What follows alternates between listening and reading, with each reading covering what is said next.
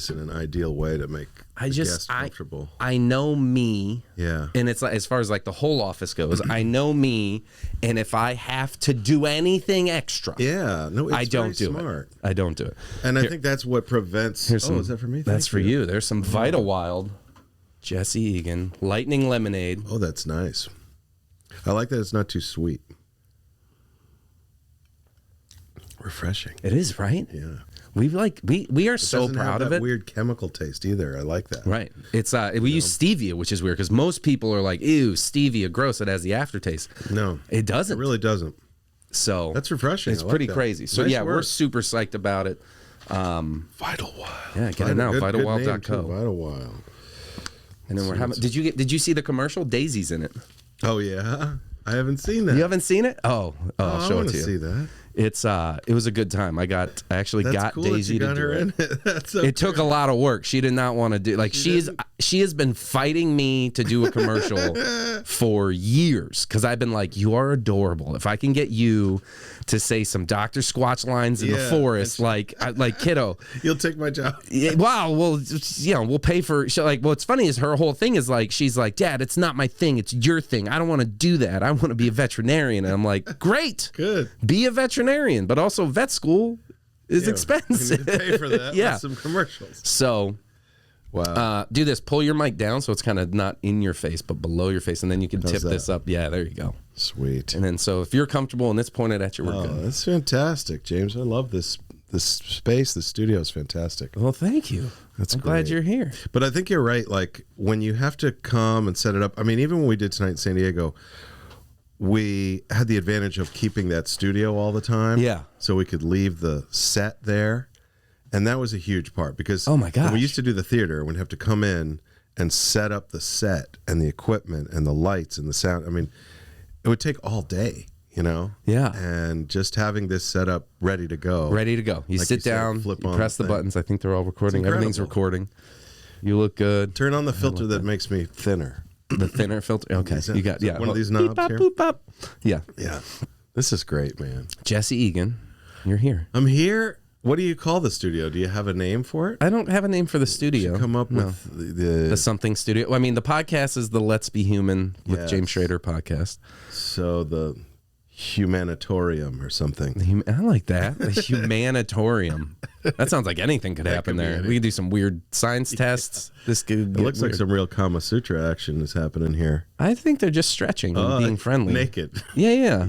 Just because they're naked doesn't make it sexual. No, that's true. They're shaking hands. They're shaking hands. These two are stretching each other's hamstrings. Yes. These guys are doing a human jump rope. These two are just like, hey, let's just breathe together. Maybe this is what happens at nudist colonies. Have you been to those things? Do they just kind of do regular stuff? It kind of looks like that. That would be, right? I did. You know what? I've never been to. Have you ever been to one? Would you? No. I would be afraid to show my junk. Your junk? Just the junk or the whole? No, this is all considered junk. The whole dumpster? The whole dumpster fire. Yes, there's an entire package of junk. So when I lived in Tampa, north of Tampa, there are multiple nudist colonies. Like it's known for it up in like Lakeland. There's like Caliente is the name of one, which I remember I met somebody that like he and his wife would go there. And they were like, well, we just lost our naturalist certification because it's just orgies. Like that place apparently was pretty just hot for the swinger community. But there's like places where people live there. It's not even a resort that you go to. Like there's condos within the park that's just, they have 10-foot walls and nobody can see in, and they have lakes and pools and volleyball courts and tennis courts and condos, and everyone's just naked. Incredible. And it's not like, it's never, when you're a young person, I think you always think it's like young hot people, it's gonna be great. No, it's not. It's just it's just the average above average. It's the same old guys at the gym that walk around naked in the locker room. In the lot, yeah. It's those guys. They're like, we need a community. Yeah. Where we could just swing low. Have you ever walked in like outside naked? Have you ever walked in nature naked? Gosh. It is freeing. It's amazing. That's a good question. Would it be freeing if the whole time you're looking around hoping no one's staring at you with a drone? Well, I mean, you want to get out into some nature, like not just, behind your house, but you mean like could go out somewhere remote naked and like I get stuck out I there. ran around my aunt lives at a cabin in Wisconsin, and I was staying with them, and she and her husband went to town, and I knew I was going to be alone in this cabin in the middle of Wisconsin for like hours. And I had remember when I first showed up in town and I had the Vibram 5-finger shoes? Do you remember that? Yeah. I was wearing those all the time. I literally stripped down naked with my Vibrams and just ran through the forest. All you wore was just the shoes. Yeah, because I want to protect my feet, but like just swinging in the sunshine, in the breeze. I literally ran around the property, I'm like jumping over logs, doing like minor parkour in naked parkour. That's funny. And then I literally like ran around, worked up a sweat, and then I literally ran down the hill and jumped off the dock naked into the lake. Oh, it was amazing. That sounds amazing. It was. I laid in the grass afterwards on a towel and just like laid in the sunshine. I love naked. Yeah, but you're satisfied with your physical appearance. First of all, no, I'm not. You must be. No way. If you're able to do that, and but I was alone. Like I wasn't like with people. Like alone. I'm never alone. I got to judge myself. I'm here. Yeah, but here's the thing: when there's no mirror, and you're just in the tree, like I still feel it flopping around. I don't mind the flop. Yeah. There's something about the flop and the breeze that's like... I'm just so proud of you. I just think that's amazing. I feel like you and I need to put this on the calendar. I think you and I think we need to plan a men's retreat. What movie was this? Was Awakenings with Robin Williams, and he makes them lay in the grass naked outside. Do you remember that movie? I remember when he gives them the drug and they all of a sudden like come back to life. No, I think that's with De Niro. Flatliners. No. Flatliners is when they try to see what death is. Is Jeff Bridges and Robin Williams am I thinking of the wrong movie? I think you're mixing something because it was Awakenings is Robin Williams and De Niro. De Niro's like all seized up, right? And all the people, and then he starts playing music to him, and then he like tosses the one lady, the old lady, the tennis ball, and she catches it, right? Yeah. And then he like takes him on field trips, but like they kind of keep trying to shut him down because he's giving them some drug, and they're like back, and then in the end they have to stop giving him the drugs. King. How did I combine? The Fisher King's about chess. What are you doing? Yes, the Fisher King. They lay in the grass. They lay in the grass, naked playing chess, and then De Niro's there, and he can't move, and it was a weird. This is a mashup movie. I want to see that. I'm surprised nobody has made mashup movies. That's a good idea. Where you just start editing like De Niro from multiple movies into and creating scenes. Yeah. How is that not a thing? That's a great idea, especially with TikTok and everything. You'd think they would have started doing that. It'd be huge. Yeah. Look at this. And if we only had the gumption to actually do it, it'd probably be huge. Is the effort it takes, right? It takes a lot. But you did all this, which means you could do anything, James. I mean, building this whole studio from the ground up, it's impressive, you know? You say you're an idea man, but you also made it happen. I did. Look, this is a real thing. That's a real thing that it took 6 years for Jacques and I to having conversations to be like, what are we going to do? Incredible. We have made commercials that have sold $1 billion in product across the world. Like, yeah. We need our own thing. We need to do something. And also, it was funny because we both had this very much like, we had this idea of like, but we're not going to make crap. Like we refuse to make just a thing to sell. It had to be the right thing because we would have conversations, almost quarterly conversations about this specifically, where he and I would just sit on the phone and be like, well, what could we do? Like, what did we learn from Dr. Squatch? What did we learn from William Painter? What kind of product should it be? What do we want to, it has to make our heart feel good. Yeah. It has to be something that we're cool with our kids having.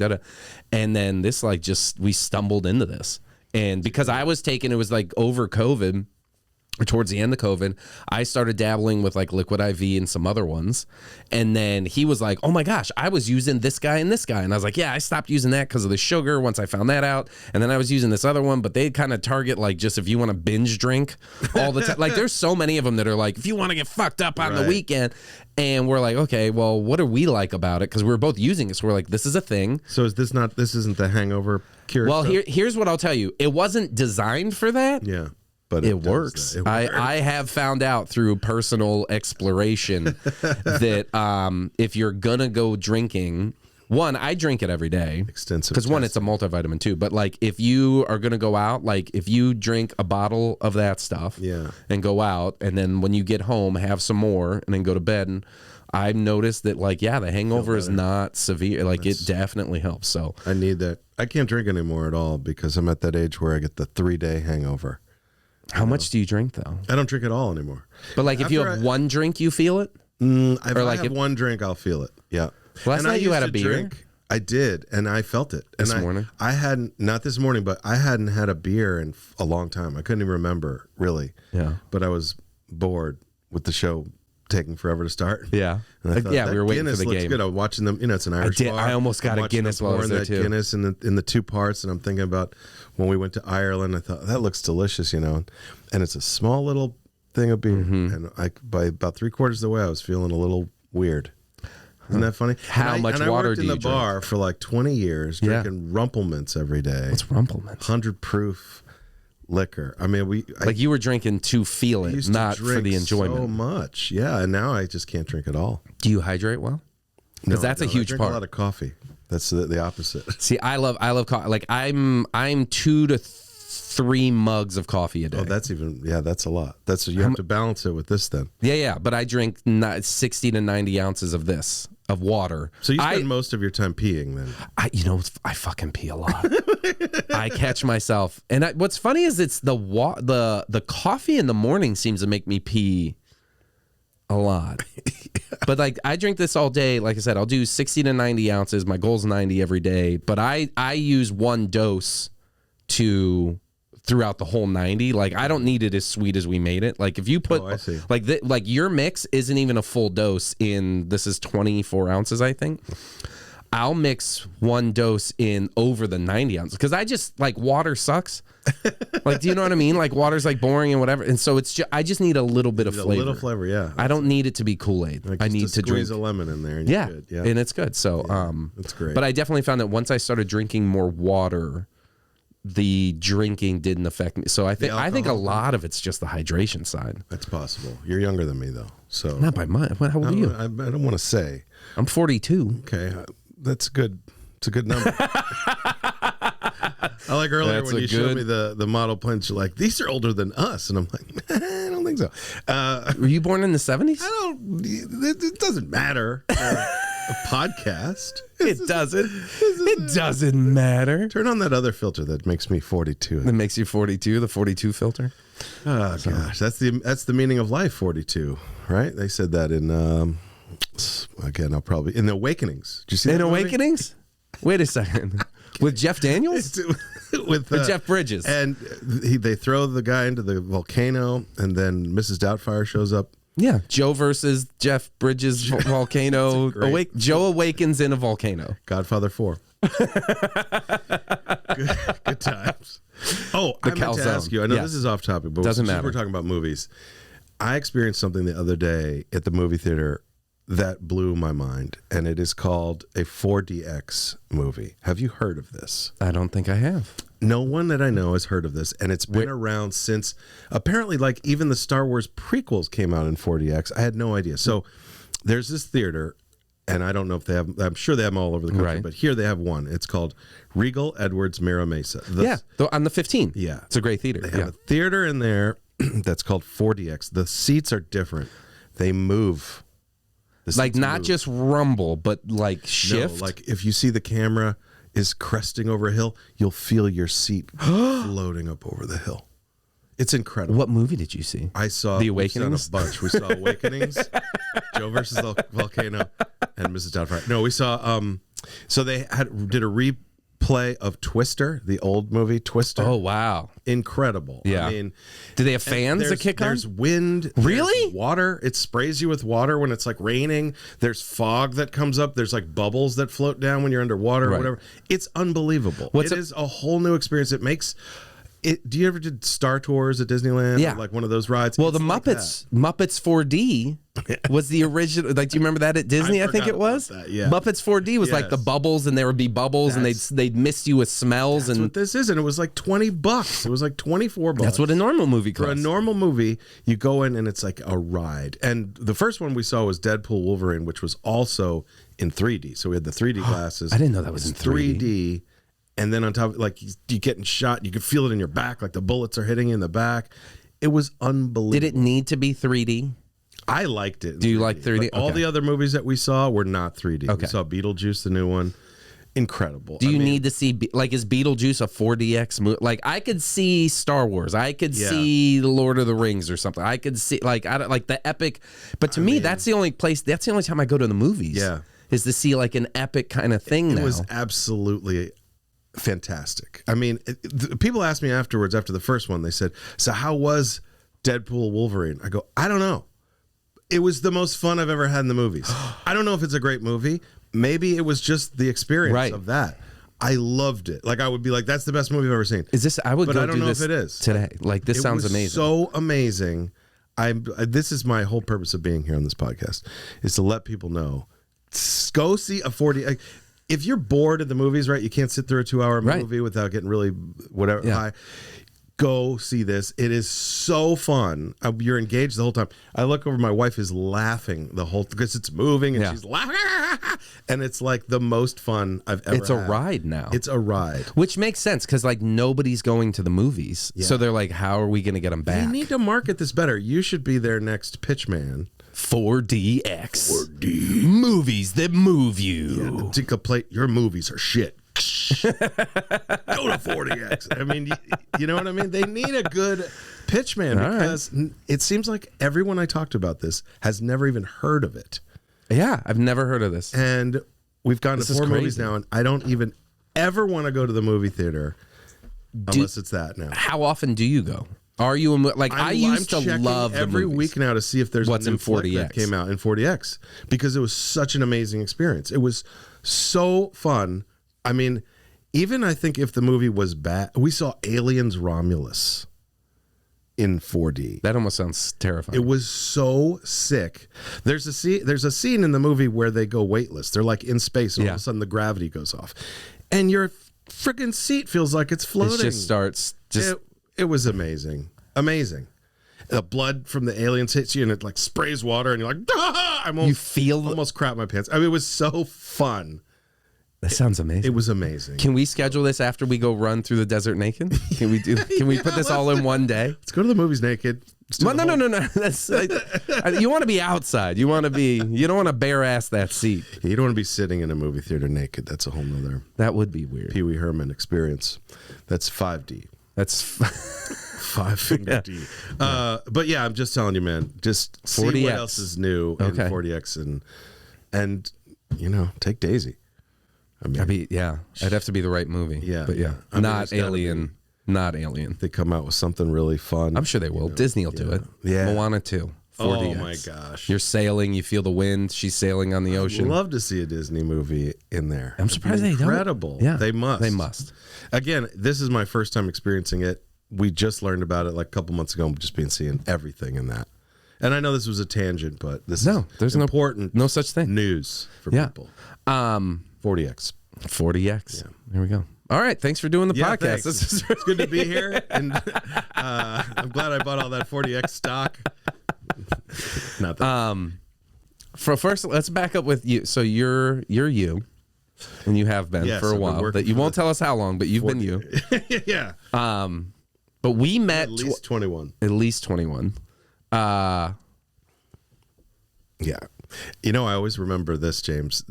I know this is another tangent, but whenever people ask me, you know, what you are like in person, right? Because first of all, how many people have asked me because you're famous, and and they see you on TV, they wonder, is James a nice person, or is he, you know, an egomaniac, right? Because you come off as a really sweet person, and I always say, not only is he genuinely what you imagine him to be, but one time we were in a contest together. You and I were in the contest to San Diego's Funniest. Yeah. And I was having a panic attack, as I do. And you took me in the other room to do We sat in the fine dining room. Yeah. Remember? Yeah. And you calmed me down to do breathing exercises. And I always thought what a generous thing that was for someone who's competing, right? We've been friends, so it's not like that. But another person, I think, would have thought, well, I don't want to give them help, give them an edge or something. Mm-hmm. And you were so generous with that. And then you won. Because of you. Because of you. God damn it. And I really do credit, I always credit you for that. I always say, if it wasn't for James kind of calming me down. We were freaking out.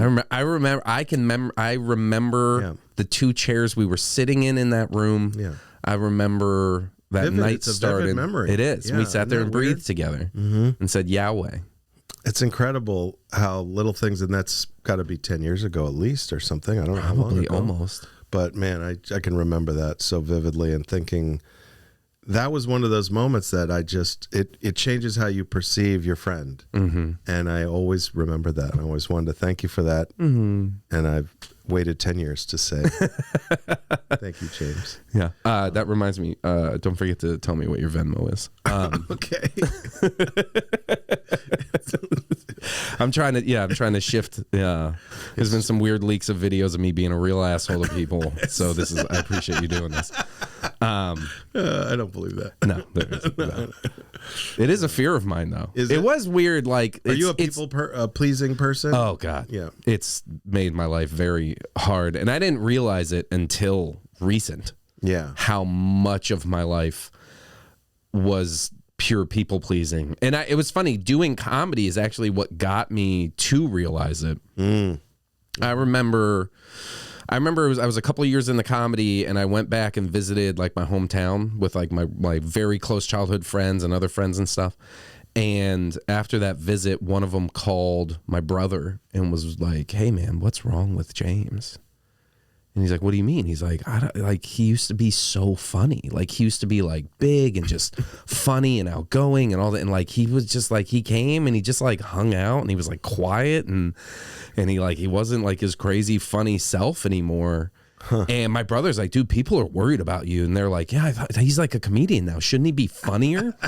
And in my mind, I was like, what are they talking about? Like, I had a blast. I was just there, right? And I was comfortable, and I was like, oh yeah. My entire childhood, the insecurity was so high that I thought my only value was how often can I make my friends laugh and these people around me, because I had such low self-esteem. Class clowning. Huh? That I was like, I thought of, I forget how do I word this. I said this once to my mom, and I'm sure I've said it somewhere else, but like, I feel like the first 30 years of my life was on stage waiting for the light. Wow. Like I was always on. Yeah. And then once I started doing this and I built my confidence of like, oh, I can step onto a stage in front of a room of 200 people, 20 people, 700 people, whatever, and murder. Like I'm not every time, like, but I know what I'm capable of because I know what I've done. Now, I don't have to make you assholes laugh. Like I don't, like I can finally actually relax and be myself. Yeah. Which was weird to them, which I understand, because they were like, he didn't do anything He's not trying funny to impress us anymore. Exactly. Yeah. And which makes me sad for my childhood. And like I look back and I'm like, wow, so insecure. Yeah, you made them happy though. I did. But then I look at relationships and whatever. Like, so I'm very much a people pleaser. And that trouble saying no. Yeah. No is a new thing. My mom pointed that out to me early on. And are you, so it's not to fire questions. Go ahead, hit me. When you're the child of like a narcissistic parent. Yeah. I don't know if that's what you have, but that generally helps develop this people pleasing, can't say no personality. I wouldn't say that was my thing. Where I got it was, for whatever reason, very low self-esteem through my entire childhood, which I don't think people would have thought that, but I was hiding it. Where do you think that came from? See, I have one sip of Idlewild and I've become a friggin' psychologist. Get your brain working. Yeah. Tell me about your mother, yeah. James. I actually don't think it was my mom. You I and your think mom it was are very close. my mom. Yeah, my mom. Yeah, we're very close, and I've it's never been seen interesting. a comedian tell so many blowjob jokes in front of their mom. That's She wrote them. No, that was quick. It's been interesting. My mom's about to be like 78. And our relationship, getting to know her as an adult, has been fascinating, and I really enjoy it. And having the conversations that we've had about about like my childhood and growing up and her childhood, and seeing like getting to see them as a person instead of just like, you're my parent, you know everything, you're amazing, like, you know. And now I'm like, oh, you're a flawed, deeply flawed human being, like all of us. And I'm not going to keep you on the pedestal, but like now I can look at you and talk about things. And I think a lot of the insecurity, I think, actually came from my dad, who unfortunately I really didn't get to know as an adult. He died 17 years ago. He was 59. He was young. Died cancer. Came and took him quick. And wow. Smoking? It was no, just I don't know. It was everywhere. There were tumors all over on the bones and the neck and the spine and whatever. I mean, he was a guy that suffered from, which is interesting because I didn't find this out really till later. He was a guy that suffered from, I think, a lot of insecurity. I think a lot of anxiety, definitely depression. I found out years later that, like, in high school when I was battling depression, my dad was literally in the next room, like, not able to get out of bed some days. Oh, interesting. And I didn't know that till way later. So probably some sort of genetic. I'm sure of it. Yeah. But my dad, it's really weird because I look at my parents and I think I had a great childhood. I had a great relationship with my parents, but I feel like my dad didn't know how to, like, he provided us with opportunity to do lots of really cool things, and he supported us in those things. Yeah. But at the same time, he had this weird thing. Like, my dad was not a sports guy. Like, I played every sport growing up, and in high school I played football. My dad, he'd come to one game. And I remember, like, we had, like, kind of a family therapist at one point. And I remember talking to her, and she's like, yeah, that was fucked up. Your dad he should have been in more games. Like, your dad, he should have put his shit aside. Because I found out later, my dad had some, like, weird shit that went on when he was in high school, and the weird pressures that his dad put on him. And he was adopted. So I think there was, like, this extra layer of, like, the people that were supposed to love me didn't love me and abandoned me, and now these people that, like, gave me a home and brought me into their life and raised me, like, now they're disappointed too, so I must really be a piece of shit. I think there was a lot of that. They refer to this now as generational trauma. Yeah. Getting passed down. And so, like, his dad wanted him and expected him to be this, like, jock and football, you know, captain, and my dad was not that guy. My dad was not that he wasn't athletic when he was younger, but, like, he was more of, like, a tennis player. Like, he was not in the team sports. He kind of kept to his own. He had a science mind. He was a marine biologist. He loved scuba diving and snorkeling and catching fish and, like, building aquariums, and, like, he flew airplanes, and he, you know, taught us radio control, like I showed you those planes and stuff. And so he did all these things and, like, opened these worlds to us that, like, I scuba dived for the first time in the ocean when I was 6 years old. I knew how to scuba dive. I, you know, could land the family airplane by the time I was 10. Holy crap. And we would fly in that. But when I was 14, my dad surprised my brothers and I and took us out to Idaho, and we all soloed in a glider and got our glider student tickets. And, like, cool. Gave us all these opportunities and cool things. And, like, we had a little boat as kids, and we could go snorkeling and scuba diving and fishing. And he loved that we had that. And you're still into sailing and stuff today. Yeah, for sure. But at the same time, when it came to, like, Little League, he did this weird thing where he would, like, chop us down. Isn't that weird? It was like, maybe he just didn't value sports, or this was a reaction to how he was parented over sports. I think it was that. I think it was swinging back the other way. He didn't know how to support us in that because it was so traumatic for him. Oh wow! Where, like, when I have a very vivid memory of, I'm like 8 to 10. I'm wearing a red baseball uniform. I'm standing there up to bat. The pitcher is warming up in Little League. And my dad is sitting at the bleachers in the front row, and he's standing at the fence, and I'm sitting there taking a few swings, and I walk over to him, and he's like, hey, you know, you feeling good? I'm like, yeah. He's like, cool. He's like, well, don't forget, you can't hit your way out of a paper bag. And he's like, it's like a jab, but he's like saying it with a smile where like, I know you're joking. And as a kid, I'm like, I know you're joking, but you're still kind of fucking knocking me down. That's weird. And what's weird is like, I was actually good. Like I was a good hitter and I hit a home run. Like I could hit. And I think it was because I could. He was talking to himself. I think so. I think there was some weird thing of like, oh, you excel at this. Yeah, you're good at this. So I'm going to kind of bring you down a hair. Like, jealous. I don't know. Yeah. It was weird. And it was the only place he really did that was in sports. Yeah. And so I don't know if that played into the insecurities or the whatever. I also think like my older brothers, they fought a lot.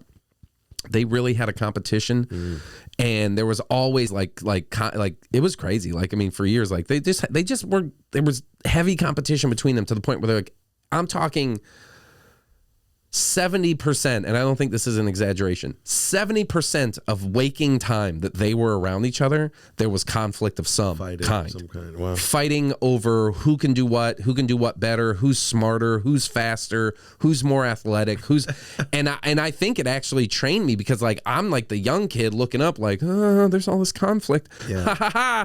Here's a funny thing to diffuse it. Like I do think it's where I learned my comedic timing and my skill and my quick wit. It taught me all that, so thank God, because I'm doing it now. Interesting. Stand-up is often like conflict resolution for us. Like and now we're using it defensively. Yeah. I had the same thing, but with the parents fighting and with this general sense of instability. Right. So it's similar. Like there's this conflict going on. You're trying to diffuse it with humor. Yeah. And then later you realize that's the path. I'm going to go into stand-up and do that all the time. Yeah. But it wasn't until I was in stand-up that I was like, and there's been a number of things where I'm like, it is like, I've always looked at my life as like this weird, like I have done such weird, different things. Like even as a kid, I would be like, I would look at my friends and be like, I wish I just liked that. I wish I was just okay with that. Yeah. Like, I'm I in my head was the weird kid that was like, okay, I play Little League and I take piano and I do theater and I play football and I'm a cheerleader and I'm in Cub Scouts and I scuba dive and I like it. You look at the list, it's a hell of a resume. It's a lot of skills and different things to do. But I'm like, even when I was like running the construction company before I started comedy, I lived in Tampa and was doing that with my uncle. Part of me was like, I'd look at like my employees. We had 12 employees at one point, and these guys were just happy, showing. And I say happy, I guess they're happy, but they showing up to work, putting the hard day in, going home, drinking beer, watching football, sleeping, waking up, doing it again. Yeah, like we're supposed to. Yeah. And I remember just being like, oh, I wish. Part of me wishes that did it for me. Yeah. Because the rest of this is so much energy.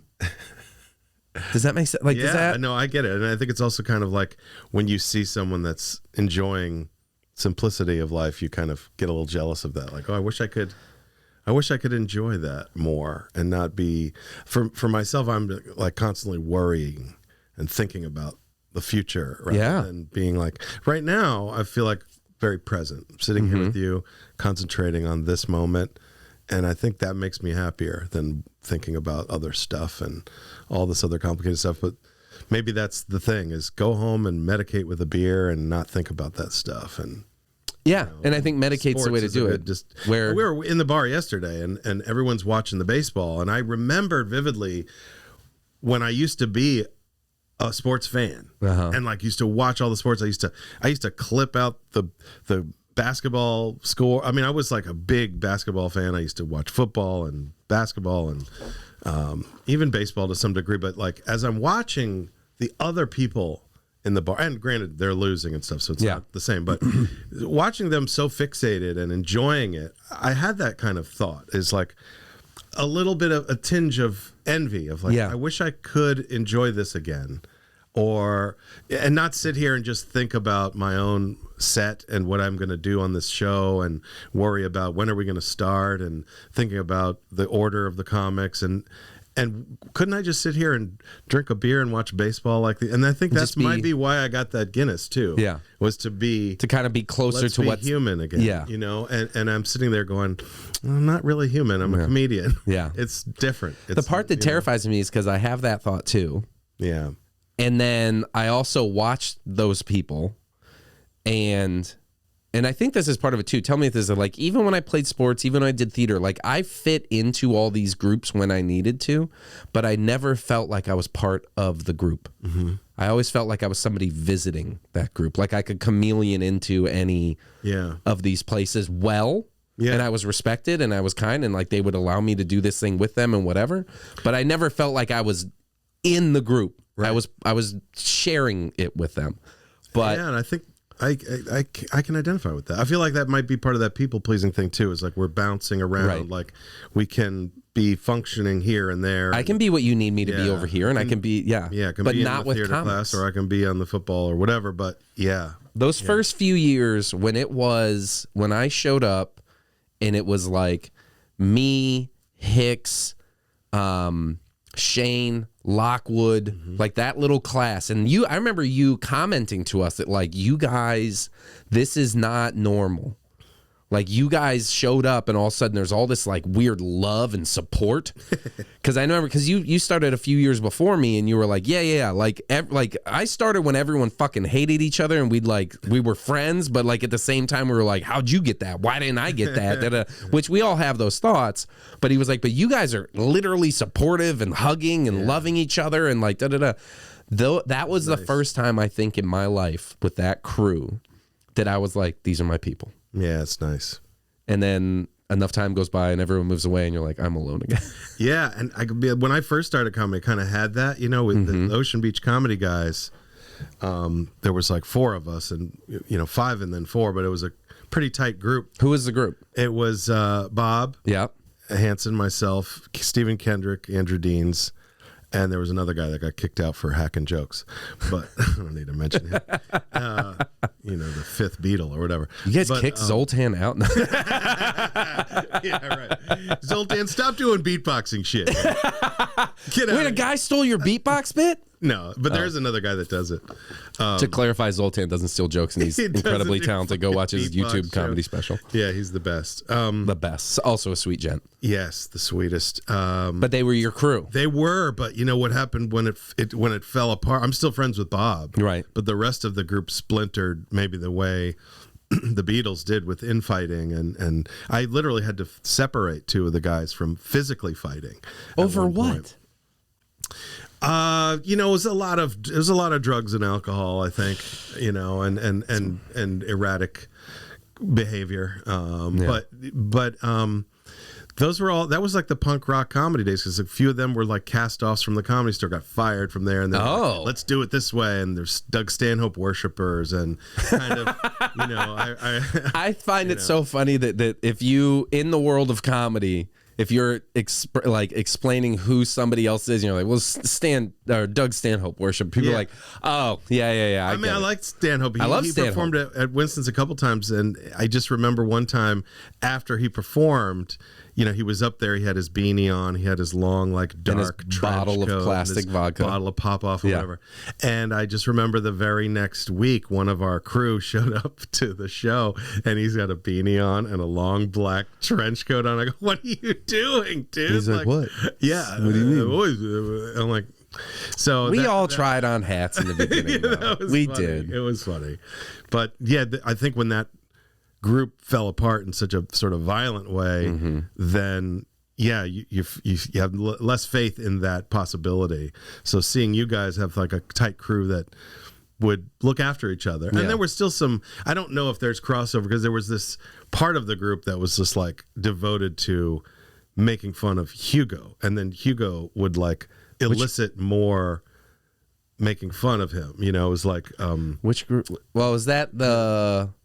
It was like Nick Crosby and Chris Curtis, and so they were Peter and they were Bandic like we like crossed, like our circles crossed a little bit, but that was definitely its own crew. Yeah. And then like there was my crew, because they were also a couple years ahead of me too, but then you were ahead of them, right? Mike Ula and all those guys, and It was funny because as much like Sam Wiles and that, and that was the thing, dude. If you got Dan Venti, Sam Wiles, and Ula together, it was, and Peter Bandic, at him there, they were going to start talking shit about Hugo to be there because he would be the conduit for that. He would be like, make fun of me, please. He was desperate for them to attack him or something, and then they would. Yeah. And I know that they were all pretty nice and didn't necessarily like maybe together that they. I think that was the thing is I think when they came together, like it fueled it, and like you said, they would just immediately start roasting who's there and who's not there. Like it was, Hugo was interesting. I liked Hugo. I thought, I don't know what happened to him, but he's around. I don't think he does comedy anymore, but but Hugo was somebody. Should we say his name? I don't know if I'm going to say this. Hugo is when I realized that, like, oh, there are people in this scene, and I'm sure it happens in other scenes, not just comedy, but like other like niche things where people get together. But I realized that, like, oh, there are people that are doing this because if they show up and put their name on the list, they are immediately accepted into this group, which is a social structure. Like it is a social group. Like every night of the week, you have something to do and people to do it with, even if you're not the closest of friends. Like in a weird way, they can't kick you out. And that's why people don't quit. I mean, you always wonder, like, why do comics, even bad ones, like they never quit? Name names. No, I'm kidding. I'm kidding. They generally don't quit because it's such a component of their lives, this social component of it, that like all your friends become these other comics, and if you cut that out, you have nothing. You don't know anybody. What's interesting, like I've had friends, I'm not going to say a name, but like I had a very close friend, you'll know probably who I'm talking to, who quit, and our friendship like just severed. And there was no negative anything. Yeah. But it was like we went from seeing each other and literally being best friends for years to, oh, we haven't talked in 2 months. Oh, we haven't been face to face in 3 years. Wow. And it was like, and I remember there was a conversation where I was like, hey, early, like even when like we were going through gaps of like seeing each other, and then COVID hit and that made it all weirder. But totally, man. Once that, he had made that decision to no longer do comedy, I remember we were talking about something. I was like, oh, I just got booked on the show and da-da-da-da and so. And he had kind of like drawn a line in the sand and was like, yeah, I quit comedy, so I don't really want to talk about comedy anymore. And I'm like, well, that's all I got. I didn't. Like, I don't, if Yeah. He and I have since rekindled, that was the thing. It was weird. We would talk. When we would talk for 3.5 hours, like it had never, whatever. And we'd be like, I fucking love you, dude. We got to do this more. Yeah, we got to have other things in common that you love each other about, not just the comedy, but also like, I'm your friend. I need to talk about comedy because that's the shit that's going on in my life too. We recently made him feel bad because on some level he's excluded from it and misses it a little bit, and then the more you talk about it, the more he's like, gosh, maybe I made the wrong decision to quit. He and I had dinner for the first time. It was the first time we were face to face in 3 years, like 2 months ago. And we sat down, we got there, and it was like I was nervous. Like I was dating a girl for a little bit, and I told her, I was like, I was technically dating. No, I was technically dating a girl. I don't know how to say it. We aren't dating anymore. Very nice person. And I told her, I was like she could tell. I think we were hanging out that day or the day before, and she was like, "Are you okay?" I was like, "I'm nervous. I have like butterflies." She's like, "Why?" I was like, I'm like going to dinner with like my friend, but I haven't seen my friend in 3 years. Like I had butterflies. Like I bet, yeah. And we sat down at, we sat down at 5 o'clock or 6 o'clock, and we didn't get up from the table till midnight. That's cool. And we just talked and like, and he was. I love this guy. He missed you so much. We missed each other so much. And he even said it. He was like, hey, just so you know, like it wasn't you. No. It wasn't just you. He's like, I went through, like, I think COVID was very hard. and you've known him, and kind he's dealt with stuff, going through some isolation. Yeah, and he was like, "Oh, I literally cut everybody. Yeah, out. Like it was hard for me, and I went through that, and now I feel like I'm coming out." And so we had this thing, it was like magical because it was like none of it ever happened. I can only imagine what that would be like, because I feel for him because I'm here, man. I'm here. I love you. Yeah, and I think about my best friends, and that if they were to quit, it would take some effort to make sure we don't lose track. And I think about that when some of my friends are easing off of the comedy. I get more excited when they're like, my friend Bajan is like, I love him. Yeah. Like so much. He's just my brother. And so funny, so kind. Do anything for him, and he's done things for me that I could never repay. But if he were to quit, I would miss him so much because I would never kind get of to see did him. For a little. Well, he got married, he had a kid, he takes care of his mom, busy. so he's really busy, and I don't see him. We were teaching a class together, he stopped. So that was that fear. And then recently he started featuring for Nick Swartzen on the road. How did that happen? I got so excited. He's been friends with Swartzen for a long time. Oh, I didn't know that. And again, that's my comic being like, how the fuck did he get that? Yeah, he's opened for him in the past. Oh, that's great. And Swarty's like one of the funniest fucking people so funny. Ever. I'd love this. I think I went to the store once and watched him. Yeah, I saw him once at the Improv years ago, and it was all these really polished comics up before him that were just on their game, and then he stumbled out drunk with notes, and he had him on the piano, and he's like kind of flopping over and looking at the notes and then doing these new jokes.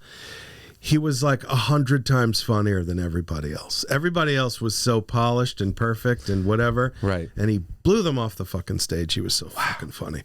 Anyway, so Bajan started featuring for him, and I got so excited thinking about not only is he not quitting comedy, but he's moving up. Yeah. And it's just exciting to think about. Okay, we're not going to be apart because of that thing, right? I know it's a weird fear to have because it's like, well, you just reach out and you reconnect, but sometimes it's hard, and sometimes years can go by and you lose track, and that's really sad. That when you and it is because and the other part is I think because of comedy, because like when we got into this and it is funny, and I think every comic has this. Those first 3 years. Yeah. Are like the most magical years because like nothing matters, nobody's paying you. You're just doing it for fun. You're doing it for fun, and you've made friends. Like my version of it was like I literally made friends with the 4 funniest people I've ever met in my entire life, and we're hanging out 6 to 7 nights a week. Doing shows, standing in a parking lot, passing a joint around, riffing bits constantly. Yeah. I have never been more creative in my life than when I'm standing in a parking lot with 3 or 4, or when we get those big circles. Probably. Or happier, exactly. Yeah. Funnier or happier because like the vibe and the energy, the creative energy was so real and just buzzing that we were all, and this is when you get any comics together, everyone's looking for the joke. And you're not like actively doing it. Right. It's just like we're all switched to like hypersensitivity. And so like you can't have a conversation without somebody's just telling you like, oh, my mom came to town and we had breakfast. Boom. Tag. You know what I mean? And so it was just so funny, and you felt like you were creating. You were writing a ton. You were, whatever. Yeah.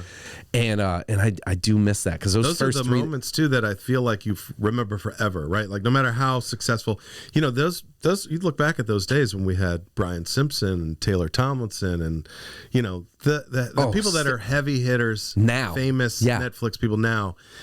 I bet they were just standing in the park. Look back and think about those parking lot days too. I bet they even remember. So. I think so. No matter what level you get to, there was that bonding experience. Yeah. Where you're equals and you don't have to worry about anything. My brand. And it was. I went to Austin 5 times, I think, over like a 3-year span. I meant to keep going. My goal is to go like every other month. I still have not been. And then I just shit gets busy and I have all the excuses. But I would stay either because Brian Simpson lived with Hassan Ahmad and Hans Kim in one house. And then Derek and Sam had their own place. Oh, cool. And I think like the first time I went out, I stayed with Derek and Sam, and that was before the mothership opened. And then the next time I went, I think the next 3 times I went, I stayed with Brian and Hassan and Hans, and I just like crashed on their couch. And I will say this, I'm a good house guest. I leave your house cleaner than when I got there. Like, and it was funny because I got there and it's 3 comedians. Yeah. Which they're not like, the house is just like, nobody's vacuuming. Right. Nobody's wiping the counters down. Sloven. Yeah. It's, I walked in like, and it turned into like, it was like the running joke. A comedy condo. Yeah. It became a running joke because like every time they'd be like, dude, you can come whenever you want. Because every time I'd show up, the first thing I would do. Bring your feather duster. Yeah. The first thing I would do was, and I think at one point I literally ordered like cleaning supplies from Amazon and they showed up the next day.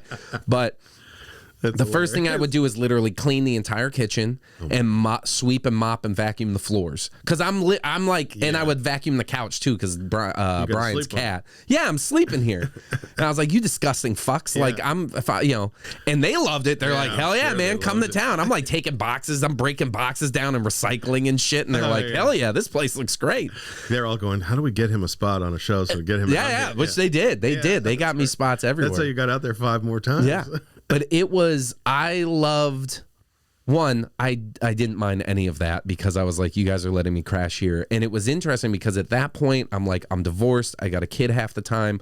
I'm doing commercials. I'm not doing as much comedy because like when half my life is being a dad, I don't want to miss, like, I only get half the nights. Sure. And this has been the hardest struggle for me since the split and for comedy is like, I only get half the bedtimes with my kiddo, so I'm not giving them up. Mm-hmm.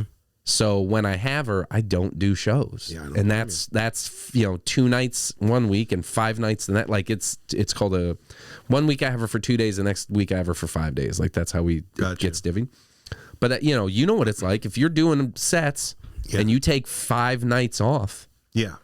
When you go back, you're not where you were. No, I'm rusty. You're rusty. I feel rusty. Even if I'm not really rusty, I feel rusty. You feel rusty. Yeah. And that's how I feel every single time I get on stage. Oh, damn it. Like I haven't. Because there's always a break. Because there's some gap. Yeah. Even 2 nights. When funny. You're in the pocket and then you 2 nights because something got busy and somebody's birthday and whatever, blah, blah, blah. And you get back on stage, that 3rd night and you're like, oh. Yeah. Okay, I felt the most on when I was on the road with Vicky, when I was featuring for her for a couple years there. Yeah. Whatever that was, it was like shows every night. Sometimes it'd be 3 shows or 4 shows in one day, or that's some the crazy pocket, stuff. Man. And by the end of that run, it was like at least the 25 minutes I'm featuring with was down. So tight, and just. Did you ever film that? For Dry Bar Comedy, I did. Nice. Okay. But that was actually before I was with her. So I don't like that special. But go out and watch it. Dry Bar Comedy. I'd like to film another one, but I don't think they want me. Well, let's just do I think I'm going to do my mine own. Got flagged, and I don't know this for sure, but I was talking to my friend JJ Barrows, who said hers got flagged for content. So because it's Dry Bar and it has to be squeak. Like Dry Bar flagged clean. it, or okay. What happened with her, and I don't know if I'm speaking out of turn, but I think she said this somewhere publicly. But like someone complained about her special, like made a comment. And it wasn't even the content. It was that I can see the shape of her breasts in that sweater. And they flagged it as like, sexual. And then it got buried in their algorithm. So I think that they're very specific. If you because that's a squeaky clean. I think clean. I said like friggin' maybe once. And I think that's all it takes. Or if you say anything against the I wanted to say sacrilege, that's the wrong word. The sacredness of marriage is a big thing, right? They don't want you. Well, because Dry Bar is Mormon, right? Yes, yeah, right. So they produce it, and they some of those Dry Bars have done. I mean, Zoltan's did huge, 25 million views or craziness. Like, I mean, he that changed his career. That sparked off a lot. Yeah. And then I think he had a cat joke from there go extra viral. Oh yeah, the cat joke went crazy. Took it to another level. But and I think all the Dry Bar, we were all hoping for that same result. Of course. But I did mine like right before COVID, so it was kind of not the best timing right afterwards. It was like, well, there's no shows, it's all shut down. Yeah. So I did a Don't Tell I finally did a Don't Tell taping a few months ago. I'd love to do one of those. I've done. You ate shit. I didn't eat shit, but like you know, like when you're in it and you're like, well, this isn't going as well as it could, yeah, right. And like everyone else like did really well. Like there were some like I went right after Ian Edwards and he fucking murdered, and the people before that, and I went last, which in my mind I was like, yeah, that's fine, I'll close out. Yeah. And again, I hadn't been on stage in 5 days. Man, I wasn't prepared. I wasn't in the pocket. And I was like, I know this set. And I was freaking out in my head, like, what should I do? Which set? Da, da, da. Yeah. And I like didn't write the final set list until the day, like an hour before. And I remember afterwards being like, and they, you know what's funny is they've released a whole bunch of people that filmed that night. Not mine, which makes sense. Yeah. Totally makes sense. I am not. Would they have you back to do it again, though? Yeah, I mean, they said that. I need to reach out to them and be like, hey, we all know what happened. It wasn't great. Yeah. But in my mind, I was like, oh, fine. Like, oh, I'm going to do this. This is great because that's a great jumping off point. Yeah. It's great content. Some of those can go really big, that, you know. And it was just this reminder of like, you were not prepared. It's interesting, though, because comedy is so hard to predict. I mean, you could watch a crowd and think you got it, and they're hot, and you make one wrong turn, and the chemistry's a little off with something. Yeah. And that's how I felt last night. So nuanced. I mean, but I was watching the show last night, and I was thinking that a couple of times, that like, it's almost like you can't put your finger on it, of like how does it work where the audience suddenly is attentive and then suddenly not attentive? And there's those little factors that we always forget about, like somebody at the back of the room watching baseball. That one loud gal. Yeah. Last night, that lady's voice. Throws the timing off, throws everything off. It's distracting. Yeah. She had one of those voices of like, she wasn't even talking that loud. It was just like whatever her vocal range just cut through everything. And you can't really focus on the comedian or the timing because you're so distracted by that. Someone drops a glass at a weird time. Something, you know, it's just so strange how one tiny little thing. I think most people don't understand how important the psychology of a room. Yeah. And by that, I mean literally how the chairs are set up. Yes. How the lighting is. How far apart people are sat. So much goes into the room. Yeah. How low is the ceiling? How loud is the microphone? Yeah. All of those things are really significant. People think, oh, you could just put comedy anywhere. And they book you at a winery outdoors under a canopy with no light and no stage. Yeah. And then, there are people that are distracted and mingling and 500 feet away, and they expect to just work magic. Just make them all laugh. Do your funnies. You know? I always think about the brilliance of the Comedy Store La Jolla and how when Mitzi Shore set up that room, it was like low ceiling, dark as hell. It's like, so dark. Black walls, black ceiling, black floor. Black uniforms. Yeah. She would hire brunettes. She didn't want blondes. And then one big spotlight right on you and elevated.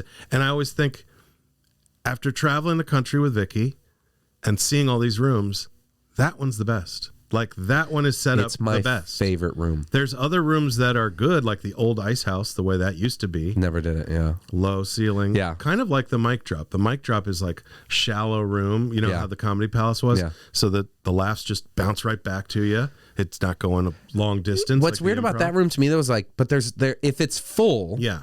They're way over here, though. They're so far that way. That's why the Comedy Store is a little better, because it's a little narrow, a little deeper. But you're pushed out even more, and you can talk to both sides. Yeah. The middle, incredible.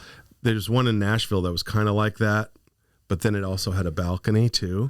I don't like balconies. Oh man, it was pretty sweet though, because it was like you can talk to these people, and up here to these people. Yeah, it was awesome. I've only dealt with a balcony a handful of times. Once I did the Observatory from Michelle Wolf. I opened for Michelle Wolf there. I remember that one. And that was too big. It's 700 people. It's the biggest crowd I've ever done. Yeah.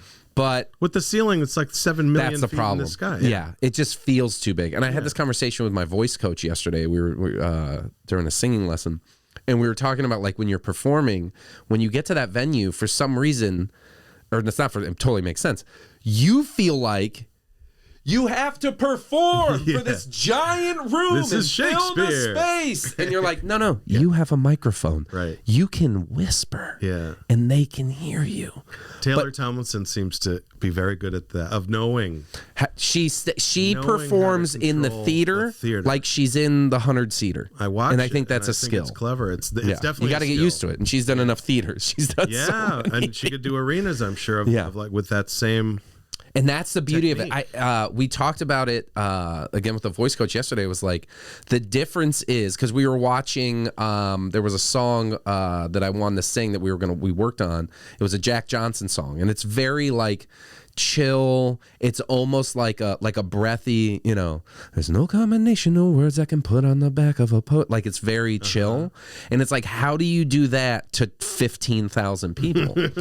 And the difference is you have your heart and your body and your brain as a people pleaser and a performer is like I've got to connect with everyone. And the truth is you actually need everyone to connect with you. Yeah. So it's not getting bigger for them. It's bringing them into the intimacy of the Mal small Hall style, right? Mal Hall draws people in with this building tension, kind of getting quiet. Let's focus on what I'm saying, and then I got a punchline. Yeah.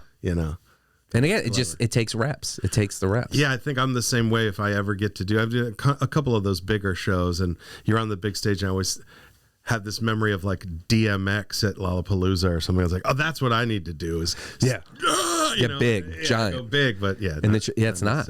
Yeah, and I think that's the thing is like when you can master that is when they feel most connected, not when you're trying to fill the room, but when you're trying to actually be like, no. But you can't be too small because I remember we did 4th and B once, which is like a 700-person seater, which is where I met Lauren O'Brien. Lauren O'Brien and I and Bob. Who will be on this podcast as soon as we work it out. Well, one of my favorite people. And she said as soon as actually you book her on your show, she'll come down this way. I've already done that. She had to cancel. I'll book her again. But, we were on that with Bob, and Bob, at the time, Bob had been working in the club at the Comedy Store sitting on the stool. He had like his little newsy hat and he was like sitting on Bob? the stool. This is pre-New York Bob? This is pre-New York Bob. Okay. And this is, post 4th and B Bob because everything changed after the show. He felt like he bombed because he was too small. He was like sitting on the stool, hunched over, newsy hat. What are you, Mark Maron? Small, Mark Maron style for this giant room. And, the headliner was sort of stalking around like Chris Rock, owning the stage. And I remember afterwards, he just said, I'll never sit again on stage. It's a stand-up comedy, and I'm going to be... And his whole act changed. He stopped wearing the hat. He stopped sitting. He stopped hunching. He started pounding his chest. Kicks and pounding and big energy. And, it's a whole different act, So sometimes you can go too small with it on those. Yeah. But that's the thing. You got to experiment with all of it. Yeah. I remember I made myself, for a while, sit. Because I was like, I realized at one point that like, hey, you are a better performer than you are a joke writer. And so your jokes are hitting harder because you're performing the shit out of them. So why don't you just sit down and why don't I take that out of my repertoire? Yeah, I'll take that off the table. So now you have to communicate the bits instead of act them. So I've done spells where I've done that for a while and stuff, and I liked it. I like being small. Like I used to always do like the jumping jacks and stretch and stuff like that. And so I would go through phases where I would definitely do that, and then there'd be other times. And this was always on shows that were like low, like best of shows where it's like kind of lower status or just shows around town. Not like if somebody's paying me, I'm doing jumping jacks, I'm stretching, I'm bringing it all, I'm performing. Like these people are here for a show. I'm the feature. And ever since Tom Rhodes once told me, he got me a set in, I happened to be in Indianapolis when he was in Indianapolis. And he was like, yeah, man, come do a set. And they put me up right before the feature. And I did 8 minutes as like an audition for the club owner because Tom Rhodes was so kind. That's cool. And I had the best set it was the set that made me know like I will do this for the rest of my life. That's amazing. I know I'm capable of doing this. And I got off stage and Tom was like, the feature fucking hates you. And I was like, why? What? He's like, because you just murdered. Which you can do in 8 minutes. You can do damage in 8 minutes. The feature should be thanking you for bringing the momentum Oh yeah, You know, like I respect a comedian that wants the person before them to kill as hard as humanly possible. Correct. So that the show is better. Yeah. You know, it puts pressure on you to do better. Also, that's true. But I never can respect someone who brings a feature who's just mediocre. And it happens. And it's very common where it's like, I don't want you to blow them out of the wall.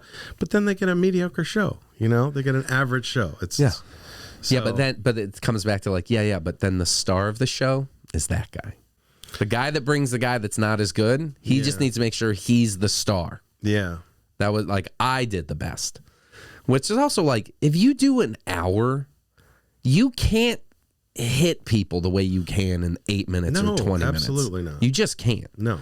But yeah, and so I guess Tom that's Rhodes, what audiences don't realize, which makes it kind of unfair, right? Which is why, how many times have you come off as a feature and they're like, you were better than that? And I'm like, well, I had a third of the job that they and also the best time. Like I wasn't have the creamy middle spot. Exactly. I don't have the check drop to deal with, because people don't understand that too. Is like, and you're headlining, and at the end, right at the end of your set, the most important part where you're trying to build up the last 10 minutes and get your closer to hit, they drop checks on everybody in the audience, and everybody stops watching you to like figure out, oh, did I really buy this many French fries? And we didn't get the cheese sticks. Oh, wait, we didn't get the cheese sticks. You gave my bill to that person, and you've lost half the crowd. At least half. And I've seen all kinds of tactics to deal with that. You know, I've seen Scalero just do crowd work until they're done. Yeah, I think a lot of people have turned to that. And then he goes, okay, you done? Now I'm going to finish. Yeah. You know, I've seen people go, can you just not do that? Can you just drop the checks when I'm done? Which I understand the club, like for the early show at least, I understand why they can't. Yeah. The late show, I think I would be like, you can do the checks when I'm done. You know why they don't? They think people will walk out on their bill. Which they will. Some people will, but I mean... some people's too many people. I guess. When you're running a restaurant.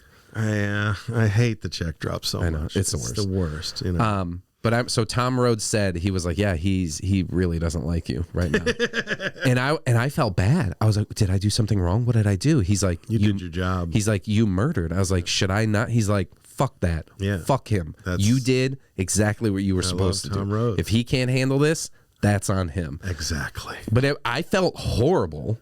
You should feel until good. he told me Rhodes, that's more important than it really was. He's been such a sweetie. I'm gonna like I've tried to we're trying to get him down here and to do stuff. That'd be great. Yeah. He's such a nice guy. Yeah. That's cool. Isn't that like the most wonderful thing when you meet and deal with a comic who's so funny and talented, but they're also nice. They're so nice. I felt that way when I got to work with Theo Von a couple of times, because I was so struck by how funny he was. Yeah. But he's like different funny. He's not sweet though. He was really a nice person. In general, he was considerate, kind, nice person. And where did you open for Theo? Where did you? It was a long time ago. I did in the Coronado had the Laugh Factory there for like a 12 in the hotel, run. Right? Yeah, I remember it was like over the summer, and I featured for him there, and then I featured for him somewhere else. I actually flew out to like Denver, Improv or Comedy Works or something like that to feature for him, because I just wanted to work with him, and I basically said like, I'll pay to fly. You know, I know I'm losing money, but I just would like to. It's still worth it. Yeah, it was worth it. I mean, and I got to see him prepare for his Netflix special. I talked to him later, and he wasn't happy with it. Which, again, no matter what level you get to, you can be. You know, and I understood why he said that, because he had filmed it in front of like a home crowd in Louisiana, and they were too drunk and rowdy, and it was distracting. And so the Netflix special didn't come off as well as he would have liked. Because he couldn't get through it, because they were... Yeah, but when I watched him preparing for it in Denver, I thought, this might be the funniest person I've ever seen. I mean, he was so hysterically funny. And he was like, why didn't I film it in Denver? Yes, and he could have filmed it probably any of those nights. Right. You know, he just murdered every night, you know. But I was just more struck that he was a good person, a nice person, you know. And when they say don't meet your heroes, sometimes it's nice to meet your heroes, and then you're pleasantly surprised that they don't have the ego that you thought they would have, you know. Have you seen it go the other way, where someone that you knew all of a sudden the ego started growing? We don't have to name names, but that's a good question. I guess at some point maybe that it's hard to reach people on the phone, or they stop texting you back, you know. But I've noticed that too. But I wonder if they have the same number, or if they've changed it, or if they're too busy. Generally, I try not to take it personally. Yeah. You know, because also if I'm texting them, and like even if like you were friends or whatever, the whole world is trying to get something out. Everybody that has their number is texting them, but like you know, which I get why Joe doesn't text me back. Joe Rogan's a very busy man. Yeah. But I'm still friends with Brian Simpson. He still texts me back. I love the random Brian text me back than anybody can. Right? Do you ever get the random Brian Simpson phone call? Every now and then. Only when we're playing PlayStation together. We'll be playing PlayStation and you know, why aren't you picking up or whatever. Yeah. Every now and then, and I mean it's like twice a year. Barely. Because there are times when I'm like, hey Brian, I'm coming to town. Hey, what are you doing? Or he'll like send me a thing. He's like, hey, what's up, homie? The text, but every now and then it's just like the phone's ringing. It's like, it's Brian.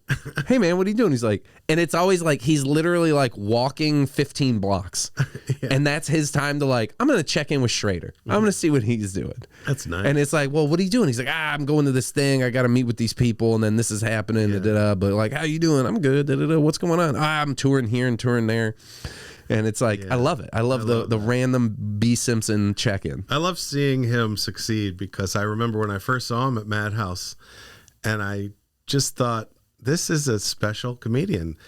The other open micers absolutely worshipped him, and I thought for very good reason. I thought, if you have to pick a hero, he's a good one to pick. He is. You know, there's other comedians that I felt like in the past, they're terrific comedians, but they changed the sort of trajectory of stand-up in maybe not the best way.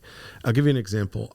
I loved Louis C.K., but I thought after he kind of blew up, it seemed like every open micer wanted to do the suck a bag of dicks kind of material. Like everything became really over the top. Is this an intervention? This is like, what are you saying to me? No, I do like your new suck a bag of dicks bag. I enjoy it. The duffel bag is a nice touch. You want to be specific. I know that like Louis, because I watched a ton of Louis. Louis was a huge influence on me. And I grew up listening to like Cosby. Like me too, yeah. You know, so many things where I was like, oh, I'm clearly going to be like, when I got into it, like I'm a storyteller. I look at what like Jeffrey Berner does or Ryan Hicks does, and I was like, I can't, this setup punch, how many jokes are you doing in 8 minutes, let alone you're going to do 25 minutes, a one-liner, I can't even remember that. Like, and the amount of times where I was on stage, especially early, where I have a specific memory that happened at ACC. I was doing like an 8-minute set on a weekend. And I like had this run of a riff that came out, and it did great. And as soon as it came out, I was like, that could, like, you sounded like Louis. Like you went into a Louis like cadence, a Louis tone, a Louis like, oh, okay. Totally. You're doing Louis. You can't help it sometimes. I remember early on someone coming up to me going, you sound like Jim Gaffigan. And I was like, I have been watching Jim Gaffigan. Like, he does sound like Jim Gaffigan. Sometimes I do. What are you talking about? Hot Pockets? But that's how it, again, we try on all the hats. And I watch a lot of comedy now of people that I don't think I will imitate. Do you ever do that? On purpose? Yeah.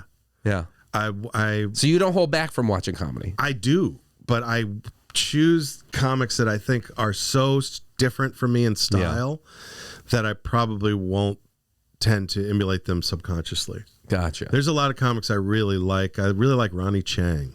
Yeah. Have you watched? He has a couple specials.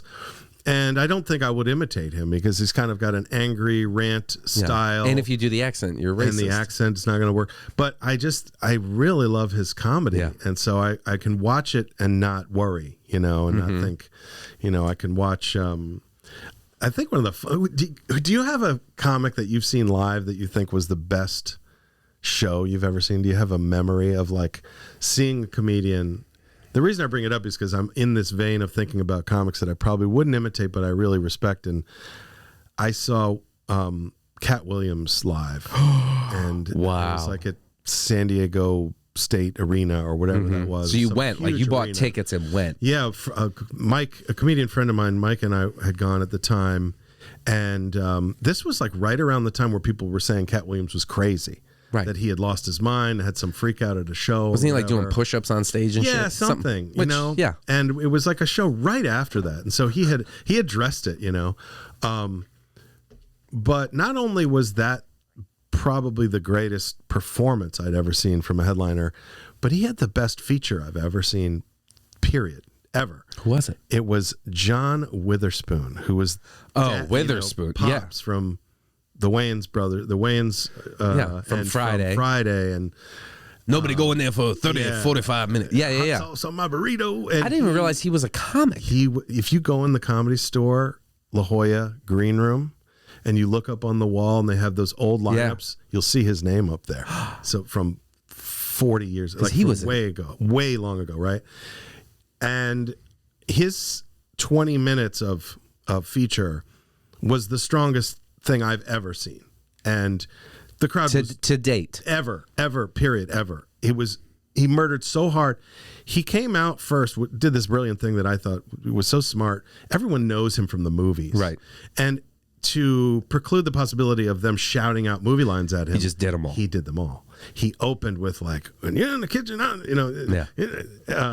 hog maw. He did every fucking Friday and every callback. Everything that you've imagined he would do, he did them early on to put that to bed, kind of, but in a clever way that didn't feel like I'm getting this out of the way. It was like, here's all the stuff you know me from. He gave them everything they wanted, and you got to coordinate. And he had a suit with like a mushroom lining and a belt and a mushroom. It was just like, and then he started doing his act. And I remember afterwards thinking, I gotta see I gotta watch more of him. Mm-hmm. And I went online, and every set is that same 20 minutes. It's the same. So he just had perfected 20 minutes over 20 years. Spot. Yeah, he's got it down. And I mean, he killed so hard. I thought, there's no one on earth that can follow that. And then Cat Williams. Cat Williams, man. I mean, he might have done 90 minutes by himself. The show went on so long. He had 400 openers. You know, most of them weren't great. John Witherspoon was incredible, but at the end, he was telling us, I'm sorry this has gone so long, but I want to give you a full set. This is actually costing me like $1,000 every minute I go over because of the security that I have to pay for this arena. But I don't want to shortchange you guys. Yeah. And he kept going, and it cost him so much money, I'm sure. Right, but he also made a shit ton. But he made some. But yeah, that was that moment where I was just really blown away by the scale of it. You know, mm-hmm. How many people he could make laugh, and how big this was. You know, it was like a rock concert or something, right? With one person up there, just hysterically funny. Which I think we're seeing now more like, I've talked with Derek Poston a lot about, because he tours with Andrew Schultz. Yeah, which is similar, and he was telling me, and Schultz is doing arenas, and he's like, dude, there's music cues, there's lighting cues, there's smoke cues. He's like, and you think like, oh, it's a comedy show, he walks out, they play a thing on the screen, then he's on stage, and then da-da-da-da, and okay, you know, like when he says this thing, the light hits him, or when he does that thing, the whatever goes off, and blah, blah, blah. He's like, Schultz is so locked in that literally he'll step off stage and be like, the light cue is 2 seconds late. This should have been here. What? Like, there's a debrief afterwards, because he's like, no. We're putting on the perfect show. Wow. Our goal is the perfect show. And like, I'm at the end, I don't know if they still do this on this tour, but on the last tour, he was telling me at the end, they would come out and they would sing all the openers. So Derek and like two other guys and Schultz and the film crew and whatever, they would come out and sing In Sync songs and Britney Spears songs and like Boys to Men, and they would do like they would sing one song to the entire arena to 20 some odd thousand people or whatever, like karaoke. And but they would all have a mic and they'd be singing it, and the whole crowd singing it, and this just everybody's in this moment. Yeah. And he was like, we did a different song every night until we found the perfect song, and then we did that song. Like that was that. And I was like, what was the perfect song? And it was Sweet Caroline. Yeah, because it's sing along. Because it's, and everyone does the da da, everyone does it, and everyone knows it, and what, you know. And he was like, but yeah, he is so this like is you don't. It's just a giant white karaoke crowd. That's funny. But like Derek was saying, he was like, no, like every minute of that show has to run exactly how Schultz wants it to, like he's designing the whole show. He's like, my time, there's no early, there's no late, there's no, if you're not getting enough laps, you fill that exact 10 minutes. If you're getting too many laps, then you edit to get off. Like, you don't run 30 extra seconds. Interesting. Like, you you know. And it just was interesting to hear that he's like, yeah, like he's so tuned in that he's like, no, we're building the perfect show, and every single moment and every single thing. And I love that. It's a little constricting though, isn't it? I mean, I could see that maybe you have to be that way for a huge show. That's the thing. At that point, I mean, there's so much production. Yeah. You know, and it's funny because I know I've written bits where in my mind I'm like, this is for the theater. Like, I can't do this with 150 people. like I'm Derek and I, same part. He and I got into a conversation when I was in Austin one time, and we were just discussing like where we were at, just mentally, comedically. Yeah. And I'll say this, like, it's visiting them and seeing the amount of stage time that like he and Hassan are getting, and the amount of growth that they've had. Like, COVID shut everyone down. They moved to Texas. Texas opened before everyone else. They were doing shows that they have not let up on the gas since. And I'm over here struggling with like every other week, 5 days, and da-da-da. And I look at like, okay, we were all on this trajectory of like, we're getting sets, we're doing 6 nights a week, 7, da-da-da-da. And then COVID hit and everyone stopped. And they're like, okay, we're getting back on stage. They're just the reps that they're getting. And it was a pretty kick in the throat of like, I'm being left behind, I'm falling behind, and it's true. It's true whether you had a buddy that you used to work out with every day, and then you stopped working out 5 days every other week, and they kept working out. Like, the gains are going to be there. They're getting the gains. You know, they're putting in the reps. That's true. But he and I were having this conversation of just, you know, where you at? Like, what are you thinking? And I was like, I had this like opening of like, and I had some version of this in the beginning of like, even the term like, oh, you're a comic. Well, that comes with walls. That comes with rules. And to me, I'm like, well, does that limit what I'm allowed to do? Does that hinder? Like, what if I want backup dancers at some point?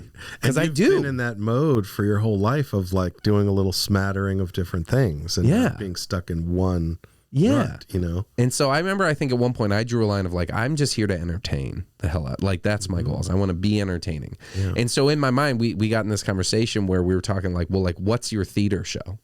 Like, when it's you calling the shots, because once you're in a theater, it's literally a stage. It's a theater meant for production. What can you do? What do you want to do? And I'm like, oh, I want cheerleaders. I want backup dancers. Like, I did these things. Why wouldn't I do these things on stage? You know, but that doesn't work at the club. You can't, you know, not really.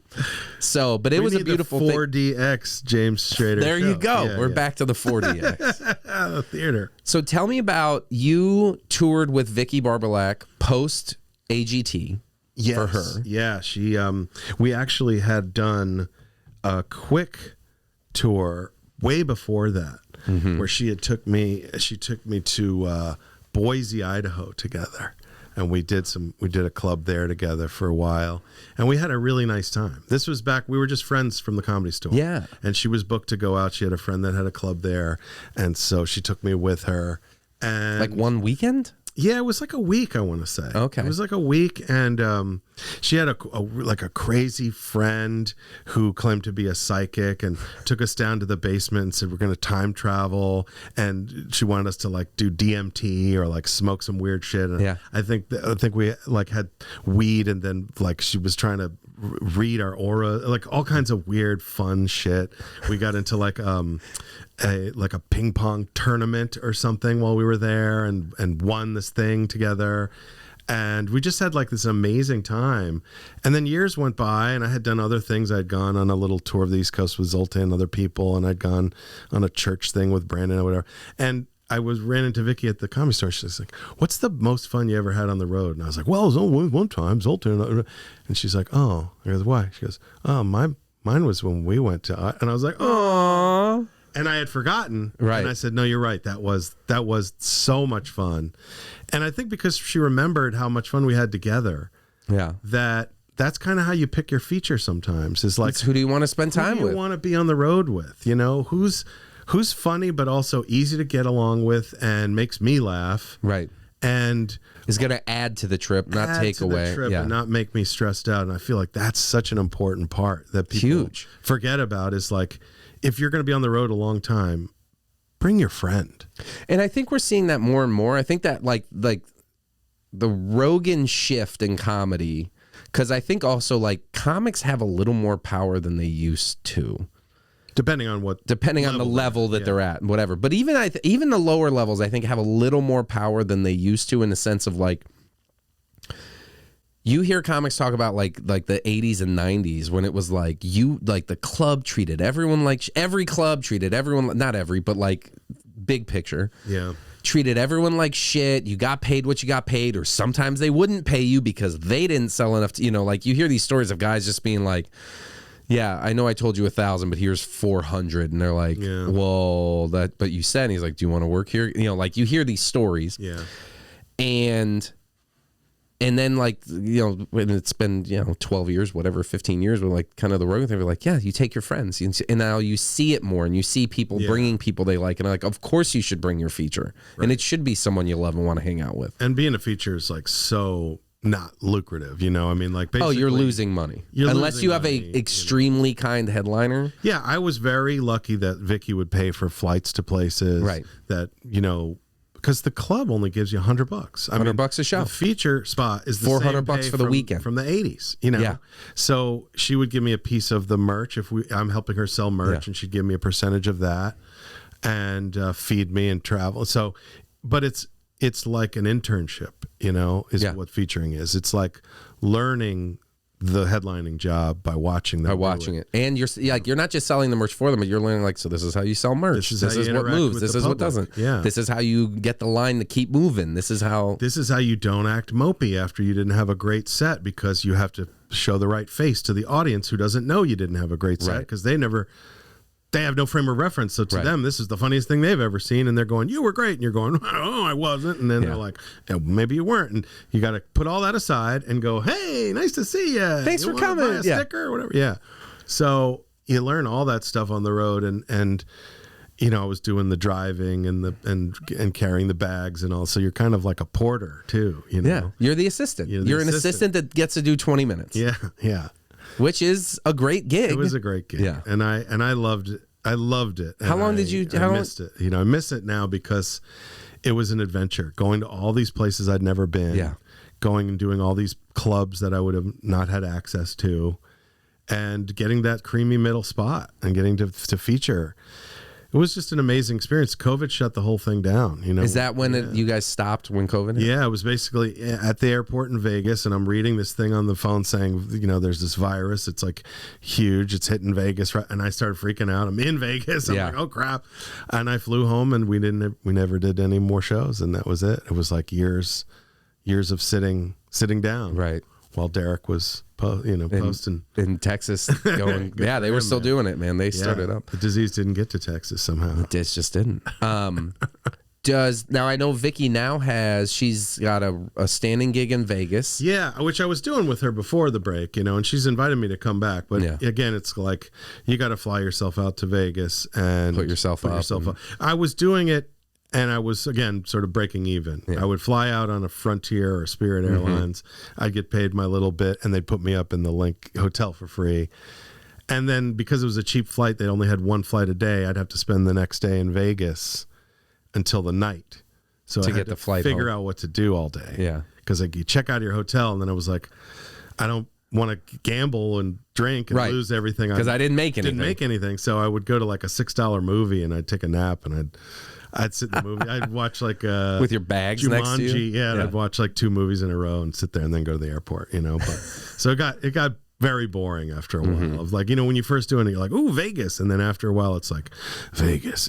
I hear that because there's a couple of clubs there that like when you do Vegas, you do it for like 7 days, like you do a full week. Yeah, we did they just demolished the Tropicana. Yeah. Well, we were doing the Tropicana at Because first. which club was in there? There was the Laugh Factory. Was in the It was in the Tropicana, and it was a really cool room because it was sort of like all Rodney Dangerfield out. They had like a big statue of Rodney Dangerfield in there, and we had some great shows there. But yes, it was so many shows so quick. I mean, the cool thing was you're in the hotel, you take the elevator up to the floor and you do your shit and then you leave. Right. So that was like amazing performing the casino. Feels like old school Vegas. It was incredible. But it was sometimes many shows in a day and then several shows in the course of 7. So it felt like kind of like work. Yeah, because it is work, especially when you're doing multiple shows. And the thing is, you think the Vegas crowd's going to be incredible because you're like, oh, it's Vegas. I remember being in a show and everyone was so miserable. And I'm thinking, gosh, this is not going well. And I said to Lou Brockman, who's Vicky's husband, I said to him afterwards, because he would be playing the keyboard at the top of the show and introducing us and stuff. And I said, man, this is rough. He goes, Jesse, you know, there's only one reason why we're here, right? And I was like, what is that? He goes, we're trying to cheer up a bunch of people that just lost their ass gambling and then get them inspired to go out and gamble more, right? Yeah. We're not here for any other reason than to give them like an hour break with a little dopamine from kick losing. Yeah. To go be like, and change their attitude enough to make them go play more. Yeah. So I love that Lou wisdom, dude. Lou drops wisdom. He's my mentor. I tell people that, like, a non-comedian, but he's my absolute comedy mentor. As far as non-comedians go, he's probably the non-comedian that's watched more comedy. Seen it all. He has seen 30 years. Yeah. Yeah, of the greatest comedians. And he'll give you the best advice if you listen. I would always tell people, you know, for years we'd go out back, you're smoking weed with Lou in the alley. Yeah. And I said, but I would actually listen to him. Yeah. Like, you know, he'd be talking and most of the other comics would be like, yeah, whatever, Lou. Yeah, what do you know? You're the keyboard player. Story again, Lou? And I'd be like, tell me. Tell me again. Yeah, let me know. Because I really did learn a lot of stuff from him. And, you know, that show that you were talking about, the Observatory, I remember bombing there once with Vicky. So Vicky, it was like Vicky, Mike Vinn, and I think. And it's a corporate show. And the CEO of the company decided that he wanted to give his speech first because he was just so proud of himself, right? So he comes out and he tells the whole audience that basically they're selling the company to another company and that you'll all probably keep your jobs. But anyway, the bar's open. He wanted us to pat him on the back. Look at how great I'm making millions. I've sold this thing, and this is my big announcement. And you guys might all lose your jobs, maybe. And and the bar's open now, and so everybody just gets up and leaves. It was like, yeah, and it was like that was his announcement, and then he's like, and here's the comedian. I go up to mass exodus. People are leaving to go drink their sorrows. Their sorrows away. I'm dying up there. Nobody's even. That's a big room to die in. Gigantic room, humongous vaulted ceiling. I get that off ceiling's the stage, what, 50 feet in the air? It feels like 1,000, you know, and balconies and there's like 6 people still watching or whatever, and out of 700 or something, right? So I get off stage and Lou is standing there in the wings laughing at me, right? Laughing out loud like, ha! As I'm just looking dejected. And I go, oh my God, Lou, that was the worst. He goes, there's only one reason to do these corporate shows. I said, what is it, Lou? He goes, the money's green, baby. He goes, you want to go smoke in the alley? I go, yeah, let's go. We go, cheer me up. But that was a funny show because we were supposed to be clean too. But nobody was paying attention. So at the end of the show, Vicky's like talking to just the 6 people still in the balcony watching her. She starts going dirty, right? She starts going, oh, you like a margarita? You want it blended? I'll take out my vibrator. She's doing this thing. The woman that booked us starts freaking out. She's running over. She's telling Mike Vinn, don't get her off. Vin's like, she already gave me the check. Let's get the hell out of here, you know? So we basically waved Vicky down. Let's get off the stage. And we ran out of there before they took our money back. But it was like she was really pissed off because Vicky had gone dirty. Yeah. You know? Well, also, the company sold. What do you gives a shit? Right? These people don't even have jobs necessarily. But I never bombed so badly in front of just such a huge room to bomb in, you know. But it was, and the bomb feels worse. And it felt bad until Lou put it in perspective, which was like, corporate shows suck. You're not here to do comedy. You're here to cheer up these people that are getting fired or whatever. It's amazing. You're not going to do, you know. It's amazing how you do enough shows, and then you realize you kind of get like comfortable with the bomb. and to that I just mean like how many times this happens where you're sitting there, you're watching the show, and your brain's like, this could go either way. Yeah. You know, and then you get on stage, and if you're featuring or whatever, or I've done it when I'm headlining too, where all of a sudden you're like, yeah, I'm comfortable standing here and talking for 30 minutes. I'm going to get through all the things. There are some shows that I feel like that. Yeah. I did a hookah bar recently. Just getting through it. And I was just like, okay, this is going to be bad. I'm just going to talk to them. And I was doing some crowd work, and it ended up being great. But the material was all just dying a death. Yeah. You know what I mean? But there are other times, on that, I did a cruise ship recently, and it was all kids in the crowd. And I didn't realize that there was going to be like hundreds of like 5-year-olds in there, and they don't get any of the jokes, so they're not laughing. Right, because you're like, margarita dildos, right, guys? I'm dying. And honestly, it was one of the worst experiences. When I finished, I said to the cruise director, I go, I just want to jump off the ship. And He's like, don't do that. We had that happen last week. He's better. Like, the magician and the comedian did a suicide pact. Even better, she goes, oh, well, don't say that around the crew, because they'll just quarantine you to the cabin if they hear you say that. She's like, because that's real, she was apparently. Serious. Really, people just literally jump off the ship, especially after a set like that. Yeah. She was saying, don't say that out loud. I'm just joking. Yeah. But I felt that way. But she's like, don't say that, because then they'll just lock you in your room, in your cabin for the rest of this cruise. Tell me about the cruises. How many cruises have you done? I've only done 2 so far. I'm brand new to this. I'm on Carnival. The first one I loved. And something you want to keep doing. I have 4 more booked. Okay. The first one I really enjoyed because I was spoiled. There was like no one on board.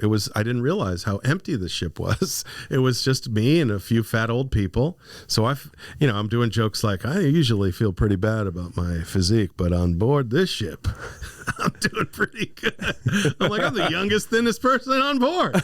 And I had, some great shows. I actually got a standing ovation on that cruise, which I've maybe gotten once before, and it didn't count because it was like a recording or something when I brought friends. This was an amazing experience, and it was the first time doing it, so it was an adventure. Even the travel was really crazy. I had to fly from San Diego to Chicago, and from Chicago to Germany, and then from Germany to Spain, and then that plane got in late, so I missed the connecting. I missed getting on the ship. The ship took off without me. So you had to meet fly at to the next Canary city. Islands, get on the ship there. So it was like 5 flights before I. That's got to be almost 48 hours of flight. It was a lot, and they put me up overnight in Spain, which I'd never been to, but it was an adventure. The second cruise I went on was packed like Christmas in Disneyland or something. I mean, it was like more people than you can imagine, and young people, and rowdy and wild, like the way I pictured Carnival was going to be. And then, because Carnival is known to be like kind of the party, the cheaper level party ship, which I'm fine with, because I had heard that the shows are pretty good. Because the crowds are, they're into that. They're into having a good time. But what I didn't realize is I had 4 shows in one day, right? 4 shows. It was like my second day on board. Because there's that many people on board that they're like, we're going to get, how big's the room? It was just a weird schedule. What time was your first show? Like 4 p.m.? Like at noon or something. yeah. Like I had like back-to-back shows, like 4 of them. But the first 2 were the clean shows, which again, I work clean a lot now. So I'm usually comfortable with that. And is there an opener? Or it's like cold open, you're doing 45? It's just me doing 35 right after the cruise director does like a street joke or something and then brings me up. Got it. So I'm performing for maybe 300 people or something in this room. How many does the room hold? It's about 300. So it's a packed room. Got it. So that's good. All the shows were packed, but the first 2 shows, 100 children, maybe 150. Like half of the crowd was like 5 to 8 years old. And I'm looking at them going, oh my God, are they going to get any of these jokes? No, they didn't get any of the jokes. They didn't laugh at any of the jokes. I bombed so bad for a half an hour. I was so dejected. I get out there and I'm standing outside, like, you stand out as people are walking by. Yeah. And the weirdest thing happened. These kids are coming up to me. They want to take photos with me now. And they're like, and they're talking to me. And then The whole front row stayed and watched me bomb a second time. All these kids, they're like, came back and sat there silently again to watch me do another 30 minutes of different material and bomb terribly. Now, why did you do it different because they were there? No, I had to. I have to have 2 different clean sets. Because people go to both shows? Yeah.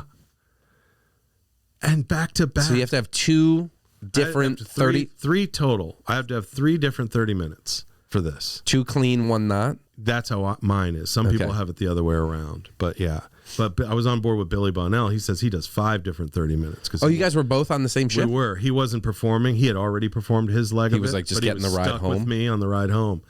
And so you had somebody not to drink with? Yeah. Or was he drinking? No, we don't drink. Yeah, he doesn't drink anymore. No. Yeah. And so, but he just stays in his cabin. You know? Oh, I can see that. He just stays in his cabin. He's, you know, he does his time, and I think he does well, and he has 5 different sets so that he's not repeating anything. Mm-hmm. So that's something I got to shoot for, you know. That makes sense. But I don't know how to make the kids laugh. I mean, does he make the kids laugh? I don't know. I think he just yeah. doesn't care. I think he just does that makes what he more does, sense. and that's Billy. But I immediately called Zoltan. I was like telling him this experience. What do I do? Because he's always the guy that I'm looking for answers from. Because Zoltan's always like a couple steps. I'm always like following. Oh, do dry bar. Okay, I'll do dry bar. I'm doing cruise. Okay, I'll try cruises. You know, I'm always like following what he's doing, you know. I loved his philosophy with cruises. When he started doing cruises, we talked about it. And I want your take on this, because there's the whole thing of like, you start doing cruises, you get caught, and now you're a cruise guy. Yeah. And it's because like the money's good. Or maybe it used to be better, but like that was the whole thing, is like the money's good.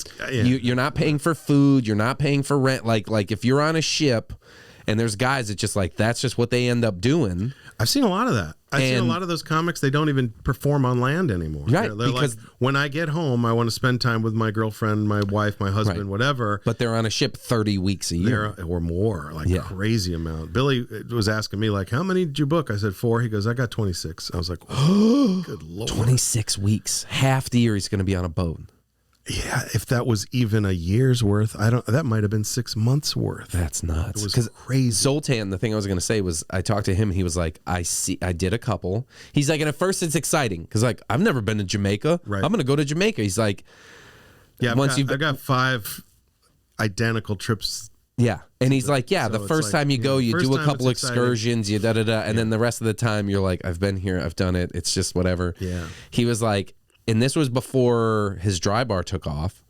And he said, I literally worked out my budget and figured out how much do I need to pay healthcare, rent, car, insurance. Yeah. Like the nut. Like what's the nut that I have to make per month to cover life. Right. And I'll do that many cruises. And he did exactly that many cruises. And I was like, that's genius. I get that. That is. I mean, you know, I don't think he does them anymore, but it was a good time for. And I did reach out to him afterwards. I said, "What the heck am I going to do with this?" And he said, his advice. He was funny. He goes, "Listen, if you can figure out how to make children laugh, you're going to be a millionaire." Yeah. So he didn't have the answer either. Right. He didn't know. He's like, "I don't know. You just figure it out. time. Let me know." Yeah. You know. I said, "I don't know."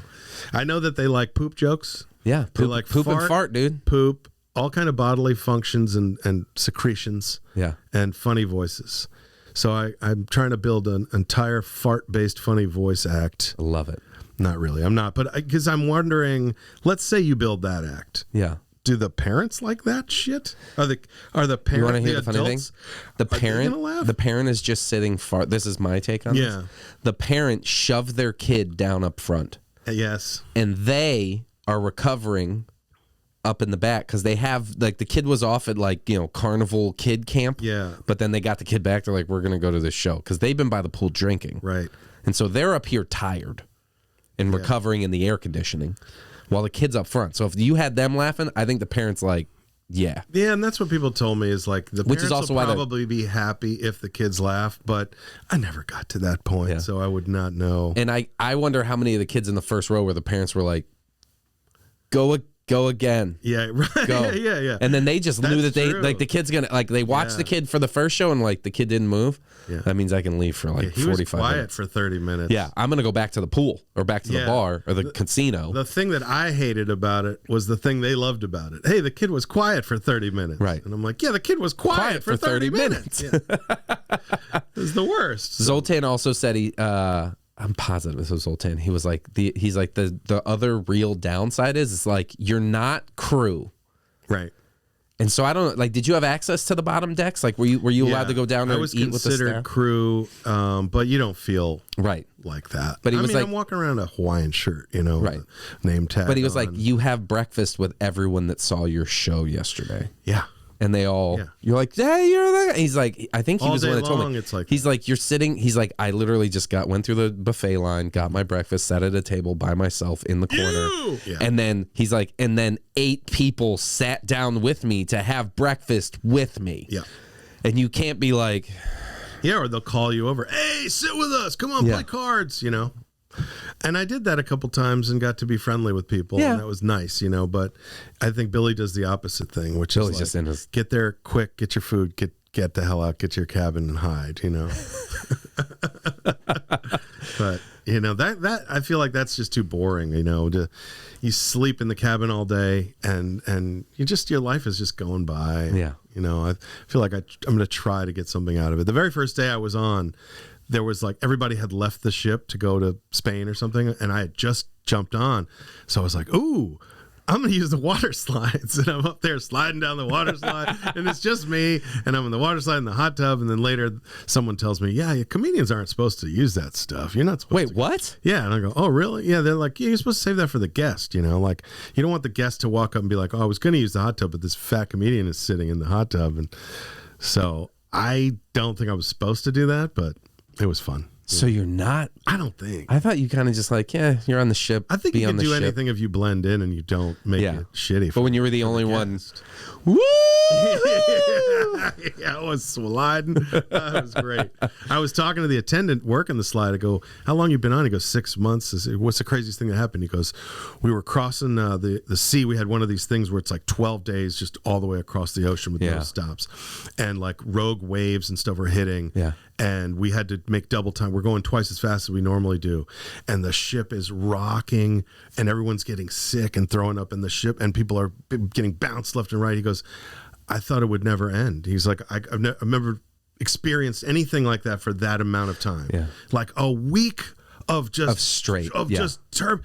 And I said, that's unbelievable. I can't believe that would happen. And then it happened to us on that cruise. At the end of the cruise, I'm in my cabin. At one point, I hear this banging, and it feels like the whole cabin is shaking. Because you're also below the water line. I'm below the water line in this crew cabin, and there's no window, and I don't know where I am. And all of a sudden, it's this booming sound is ringing throughout the ship, and it sounds like torpedoes are hitting, or we're running into whales or something. I don't know what's going on, and the whole ship is lurching back and forth, and and I can't even stand in my cabin, and I'm trying to reach my wife on Facebook Messenger to say we're all going to die. And she's like, go up to the top and see what's going on. I'm like, I can't even walk. If I go through the halls, I'll probably dash my brain out on the staircase or something. Eventually, I managed to get up there where it's rocking less when you're above. But I realized it was the same thing. They were just they were going fast. Right. And the whole ship is rocking. And apparently the chain that holds the anchor is banging up against metal on the inside. And for me, down in the hull rings through it feels like your whole cabin is about to explode. Wow. So it was just terrifying. I mean, I'd never experienced crazy about that is they're there's 3,000 people on board that paid good money. Yeah. We don't give a fuck. And no warning. There wasn't an announcement that came out throughout the ship to go, hey, for the next day, you're going to... they're not going to give you that, not on a flight hey guys, please be seated and keep your seatbelt fastened because we're going to hit some turbulence. No. Right, for 24 hours. What? It was crazy. Could you imagine paying thousands of dollars to be seasick for 7 days straight? I can't. I mean, the experience he was talking about, the crew guy, was when all the crew, and it was just crew on the ship. Oh, just crew. All the passengers were gone. They're just moving the ship, going across the ocean. Oh, which means they don't give a shit. So they're going, So they were going twice as fast. But for us, we had a certain amount of time to make it back to the Bahamas or whatever before the flight. So we had to go fast. And this ship was like, I'm out. I thought we were going to die for sure. I was down in the hull, scared out of my mind, you know, but also not willing to like walk down the hall and get bounced around, you know. So it was a really crazy experience. I don't know how often that happens, but that was terrifying, you know. And I'm sure the regular passengers are probably higher up in the ship and may not be experiencing it quite well. The water line is the one where if you're at the water line, you're moving with the wave. Like it's the minimal amount. As soon as you go down, you have more, what's that called? The arm of it is different and up. So like if you look at a sailboat and you're going overseas and the sailboat's moving and hitting waves and stuff and doing whatever, the boat is doing this. But up here at the top of the mast, like for the boat to do this much, the mast is like really moving. So if the higher you get, the worse it gets too. Interesting. Huh. So now tell me, had you been on cruises before you started working on cruises? Only one. Years ago, I went on some cruise called Zingalati. A long time ago, it was like a jam cruise. I have a friend who's in that band Slightly Stupid. And you have a friend in Slightly Stupid? Yeah, he was a bartender friend of mine from way back in OB, and we bartended together at Winston's, and he's the horn player in the band, and he invited a bunch of us to go and get like these really cheap tickets to go on this thing. And it was just a crazy drug fueled. A woman died, overdosed on that cruise. So that's how crazy that cruise was. Yeah. So that was and I got so drunk the first night I fell and I hurt my tailbone, and I spent the next 4 days like really in pain on that cruise. And I'm sure you were drinking enough to numb the pain. I did not have a very good memory of that whole experience. You were a young man? I was a younger man. Young enough to almost break my bones. But yeah, it was a fun experience, but it was maybe a little too fun. You know what I mean? Like at the end, I was like, get me off of this thing. That's the thing. Like I look at Vegas this way. I've only been on one cruise, and I like joined a friend who I joined a bachelor party that was thrown by the groom-to-be's new brother-in-law. So the groom was marrying the woman's brother threw the bachelor party for him on a cruise. Oh, wow. Because apparently the groom didn't have friends.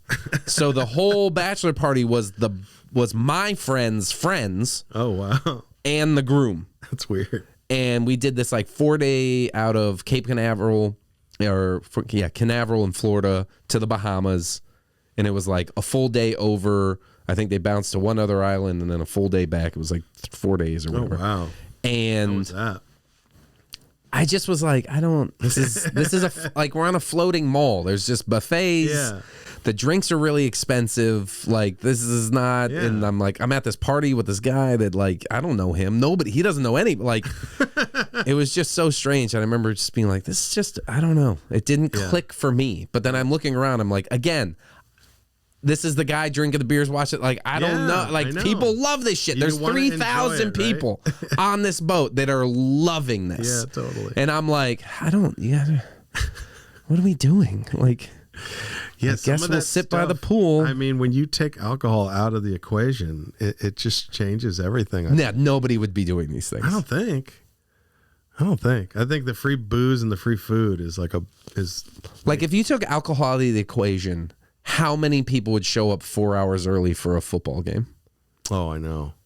How many people would go to the football game? But you know, on the other hand, that first cruise that I was on, the people were very old, and so I don't know that they were all getting drunk all day, every day. You know, I think they were playing cards and reading and, sitting by the pool or whatever. That sounds like my kind of cruise. I want to drink coffee. I want to read. I know. I want to, do you know that apparently there's a whole movement of people retiring onto cruise ships? Yes. Because it's cheaper. Than a nursing and the food's home. Included. Yeah. Yeah, but then a nursing home because the food is included. Yeah. Somebody's cleaning your room, and there's a full medical facility on every ship. That's true. And they said, the cruise director told me somebody dies on every cruise practically. Somebody's dying on every. Pretty much. There's thousands of people that somebody dies. When there's 3,000 and now some of these ships are massive. Like my brother and his wife go on cruises pretty regularly, actually. And he's like, oh my God, these ships are getting so big. Like we went on this ship here and this ship there and da-da. Yeah. And it's like have you ever seen I saw it on Instagram or something where they show an average new cruise ship. And you see it like fill the entire frame of the picture, and it's coming right at you. And in front of it is the Titanic. Oh my God. And the Titanic looks like a dinghy. It's hilarious. It's tiny because this big ship has like slides sticking up, and the whole thing's hanging off the sides, and it's this huge hull. And the Titanic's like this little thing in front of it. It's a floating city. It is. It is. We had someone die. In fact, there was someone in the show who didn't look particularly happy, and the cruise director told me like that woman and their family went on this the grandfather died. He just died. Yeah. And then they got to finish the cruise together. Like they got to like grandpa's literally down in their little makeshift morgue. Yeah. And they got the bodies in a fridge down in the bottom of the ship, and they're like, he died like day 2 of a 7 day, like, you know, a 7 or 10 day cruise or something. And they're like, so are we gonna see the magician today? Yeah, are we gonna go? Are they gonna enjoy the I mean, how does that work? You know what I mean? Like, oh my gosh, why are you at this comedy show? I can't work a miracle here. I'm not gonna get you guys to laugh, I don't think. That's crazy. That was crazy, man. But I got 4 more. I got one at Thanksgiving. Are you excited? I mean, I can't tell whether you're excited. Off, I'm going to shoot myself right in the head. Right now? Well, don't turn the camera off. I mean, we want the clicks. I'm excited to try again. You know, I want to win, and I don't want to lose. There you go. And, that's a good attitude. So I don't want to fail, but I'm also really, really nervous about how many kids are going to be on for the Thanksgiving one. You probably should write some fart jokes. You probably should. I know. Do you make a good fart noise? Do you have a... There you go. Not bad. You do that every 30 seconds or so. For 30 minutes? For 30 minutes. Just like lift a leg. Here's my big closer, and then I just shit my pants. Yeah. That could work. I think that'll work. I think that's, yeah. The other thing I learned on the cruise is they got little signals for swingers. So on the doors to their cabins, they'll take a pineapple, the upside down, put it upside down, which means you're a swinger. So I'm telling that to the audience. I'm saying, hey, I just found it because this guy's wearing a pineapple shirt in the audience, and I'm like, you're a swinger, huh? I heard I found it, and everybody's laughing, and then they go, yeah, flamingos too, and I go, holy crap, really? And they're like, yeah, apparently, yeah. And I go, I've been wearing a different flamingo shirt for 7 days on this cruise. Not one person's offered to swing with me. What the fuck?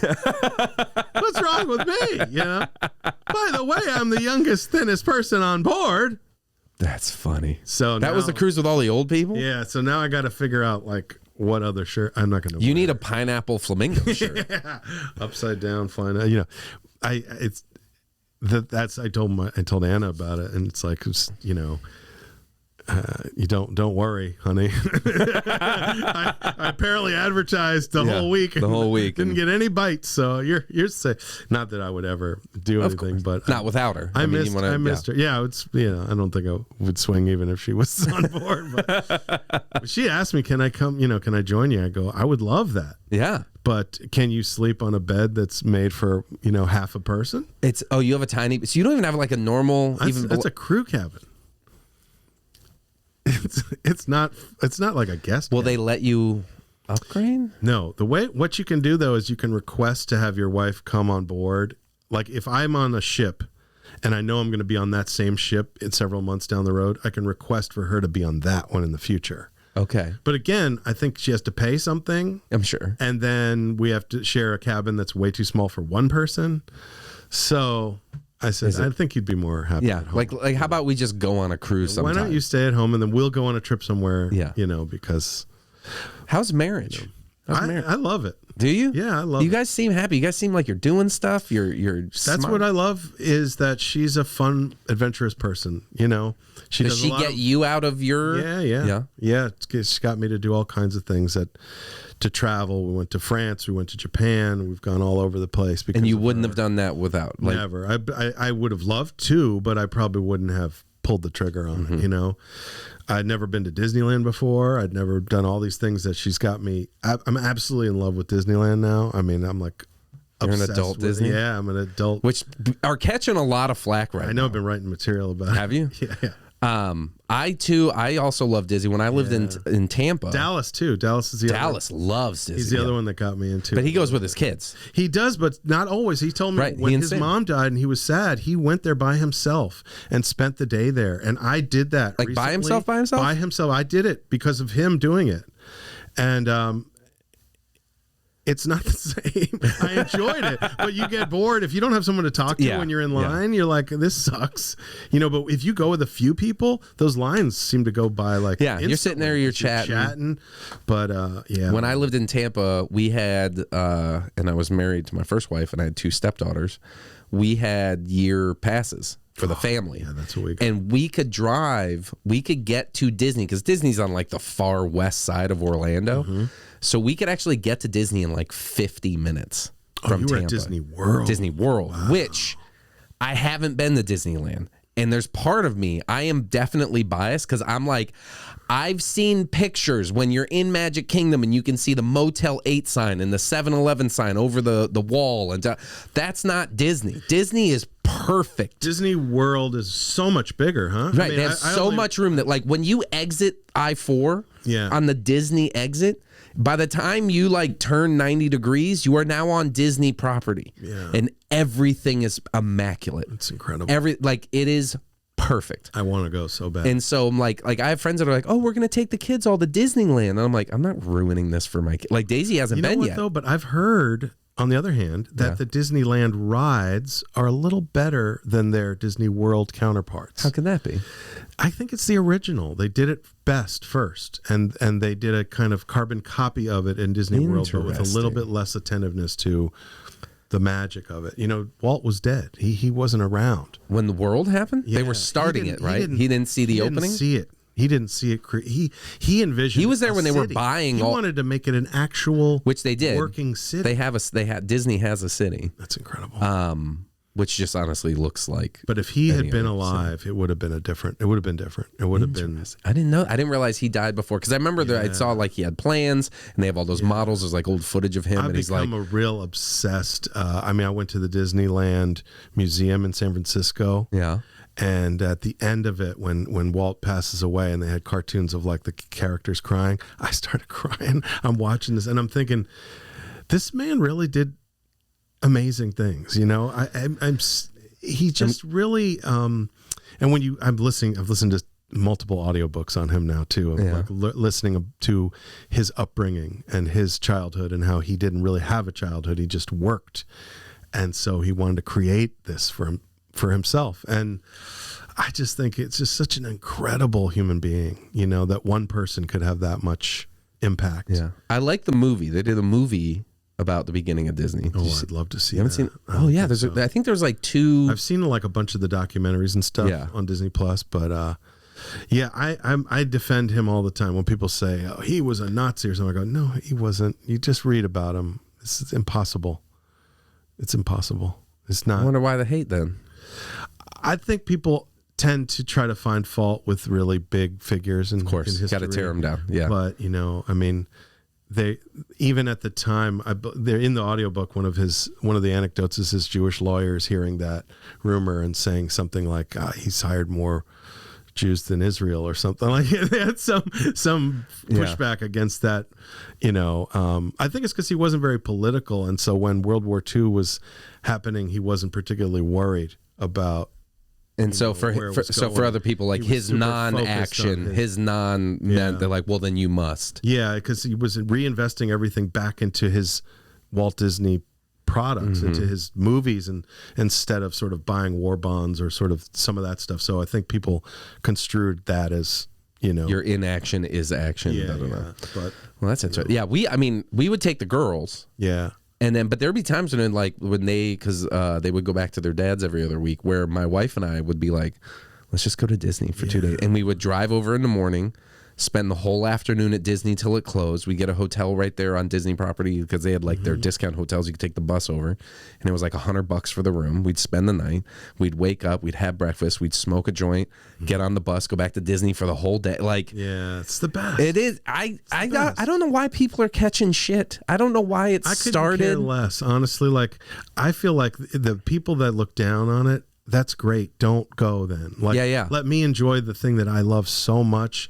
It doesn't bother me one bit that you piss on it, because everyone is super critical. But for me, I feel like a child. I feel like a kid again there.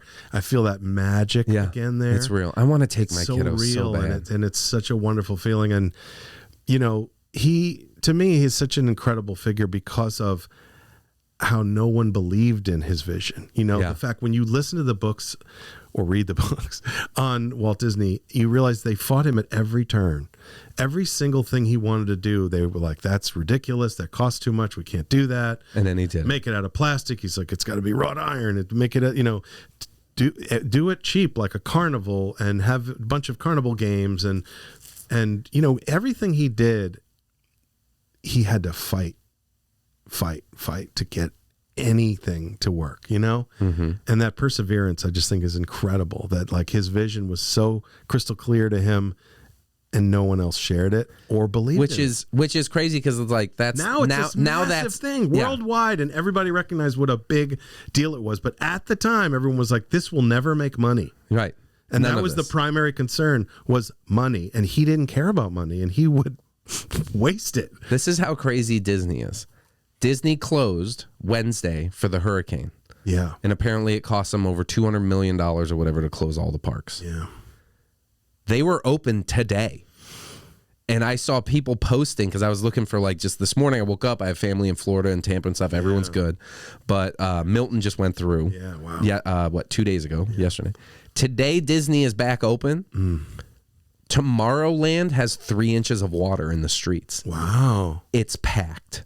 Wow. That's how much people love Disney. They're like, yeah, we're just in the water. It's still raining. The rain is the best. Yeah. My ex and I, we would actually choose worse weather days. Yeah. Because you're like, okay, now it's not crazy Florida hot. Right. Because it's raining a little. Yeah. And 2, you get the smock thing. Yeah. You're a little wet. We're running around. That's great. We're hopping on rides because there's nobody in line. We're eating the food. Like, we loved it. It was great. I love it, man. I want to do, because Daisy's going to be 7 this month.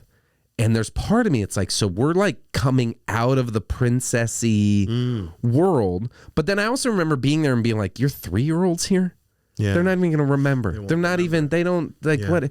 But then I'm like, oh no, because like you want to hit that princess vibe. Yeah. But also, she's so small, she can't ride any of the rides. Like, there's so many. And I looked up, like, what size do you have to be? And, like, she's, like, 3 inches shorter, which give her 4 months, she'll be whatever. So I've been kind of waiting for, like, what's this perfect, like, space of, like, there's still going to be the magic. Totally. But she's going to be big enough to remember it and do things. I think as long as they're not cynical teenagers. Yeah. That might be the point where you get to where you're like, this is cool, But then you grow out of that, and then you're back to like, this is magic, and it is so fun. Magic, yeah. And just the way Disney does it, just the everything, music, the smells of it. Yeah, the fact that they pump in smells, the popcorn smell on Main Street, the cookie smell on Main Street, and I just forget about politics and all the bullshit going on outside, and all the fighting, and all the people being mean and shitty and racist and whatever to each other, because you go in there and everybody's got Mickey ears on and everybody's like one big family of, and that's a great feeling. It's a great feeling. I don't know. I've never really seen, like, you see, like, now we see so many videos of people just behaving horribly. Yeah. I don't see that so at Disney. Rare. I think it's so rare, Because how can you? How could you, right? How could you be in a shitty mood there? Yeah. And I saw even standing in line for 2 hours. Yeah. I love it. I could walk around there and not go on any rides. I'd be happy. It was so funny. We would do that if we were just like in town or whatever. We just had an afternoon. We're like, let's just go to Epcot. Oh, man. For just like 2 hours. It's the best. Because when you have the pass, that's the thing, is like when you spend $170 then you for the feel park, like we're doing everything. Yeah. When you just can go whenever you want. We got the annual pass. Yeah. And so then it's like, we can go for lunch. You go up after work some nights. We'll drive up there 2 hours, go in the park for 4 hours, watch the best time. Yeah, watch the fireworks. Come home. And we don't feel like we missed anything because we come anytime, pretty much, The thing that I bummed about is I sprained my ankle really bad recently. I noticed you were limping. Had this show in Moore Park, and I agreed to do it in Moore Park because I was going to go to Anaheim the next day. And honestly, I rolled on this person's foot. It was like in a theater, and I'm going through the aisle to get my cell phone back. I go, can I film my set? They go, yeah, set it up here because no one sits in this back row. I perform, I get off stage, everybody's sitting in the back row. So I'm like, do you mind if I can get my camera? None of them would stand up. So I'm trying to squeeze by my big ass. And this lady reaches out and she goes, you, what funny, like that. And I go, oh, thank you. I love you. Ah! And I rolled on her foot, and I damn near broke this ankle. Went to the doctor, got an x-ray, I got a little bone spur, a little chip came off it. I wasn't walking for like weeks, But the saddest part was crawling out of that theater going, I can't go to Disneyland now.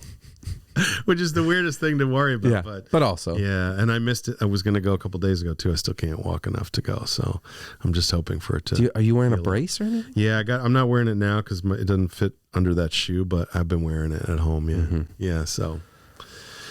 Anyway, I being can't 40 do that, something. So I'm gonna go do a 4DX movie instead. Yeah, is that what, yeah. I think I want to. Which one? What's playing? I don't think there's anything good right now. I'm waiting for something new to come out. Yeah. We should go. I'd love to. And we should go to Disneyland. I'd love to do that too. Yeah, and run naked in the desert or something. Yeah, that one. We'll work up to a little that. bit We'll work down up to on that. the list for me, but yes. Yeah. I don't want anyone to see my naked body. Yeah, they don't have to. It's not about other people. I don't even like my wife to see it. I want it to be dark. You want dark? Did you wear a shirt when you have sex? No, but I would. Why are you wearing a full suit? Yeah, I think that's the last thing for me to get over. I was because you've battled with weight. Yes, but your whole life, mental thing. Yeah, but like I went to the pool once with my buddy. He jumped right in and takes his shirt off, and I'm looking at him going, man, I wish I could be free like that. Because the truth is, nobody gives a fuck. Nobody gives except a fuck. for me and my big boobs, and I'm swinging in the breeze with it going, I'm embarrassed, Yeah. But if I could just accept myself and be like, who cares? The truth is, no one cares. No one cares.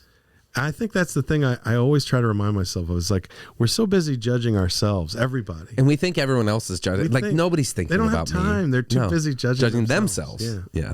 So, love your own boobs. Love your own boobs. And, yeah. So, but I struggle with that for sure. I think that's part of my upbringing. It was very critical of physical and how you look and your weight and all that stuff.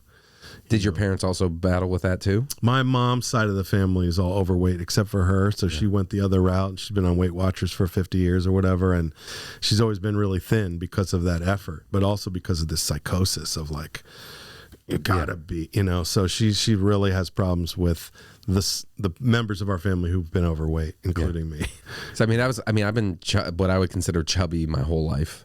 And, my parents were both like Mr. and Mrs. Potato Head. Like, we just like whatever our genetics are.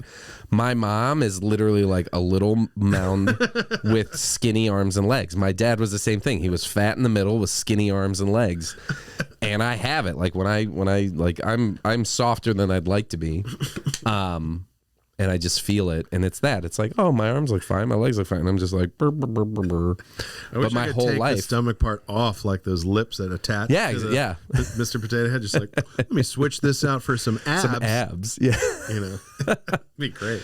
But it's been like an entire lifetime. Like my mom would do Weight Watchers. My dad did Slim Fast because that actually had a program, I think, at one point. And then there was like tried all that. Some other thing that my dad was doing where like he went to meetings once a week, and and my dad would go from 235 pounds to 290 pounds to 200, and it's just been, and also I look back now, I'm like, well, maybe dinner shouldn't have been a buffet every night. There you go. Because that was the other part. I look back and I'm like, yeah, I was fat my whole life because every meal was a buffet. And it wasn't like a buffet like I remember like my whole childhood, you'd sit at the table, there's a giant thing of mashed potatoes, a giant thing of meatloaf or meatballs or hamburgers or steak or whatever the chicken casserole, whatever.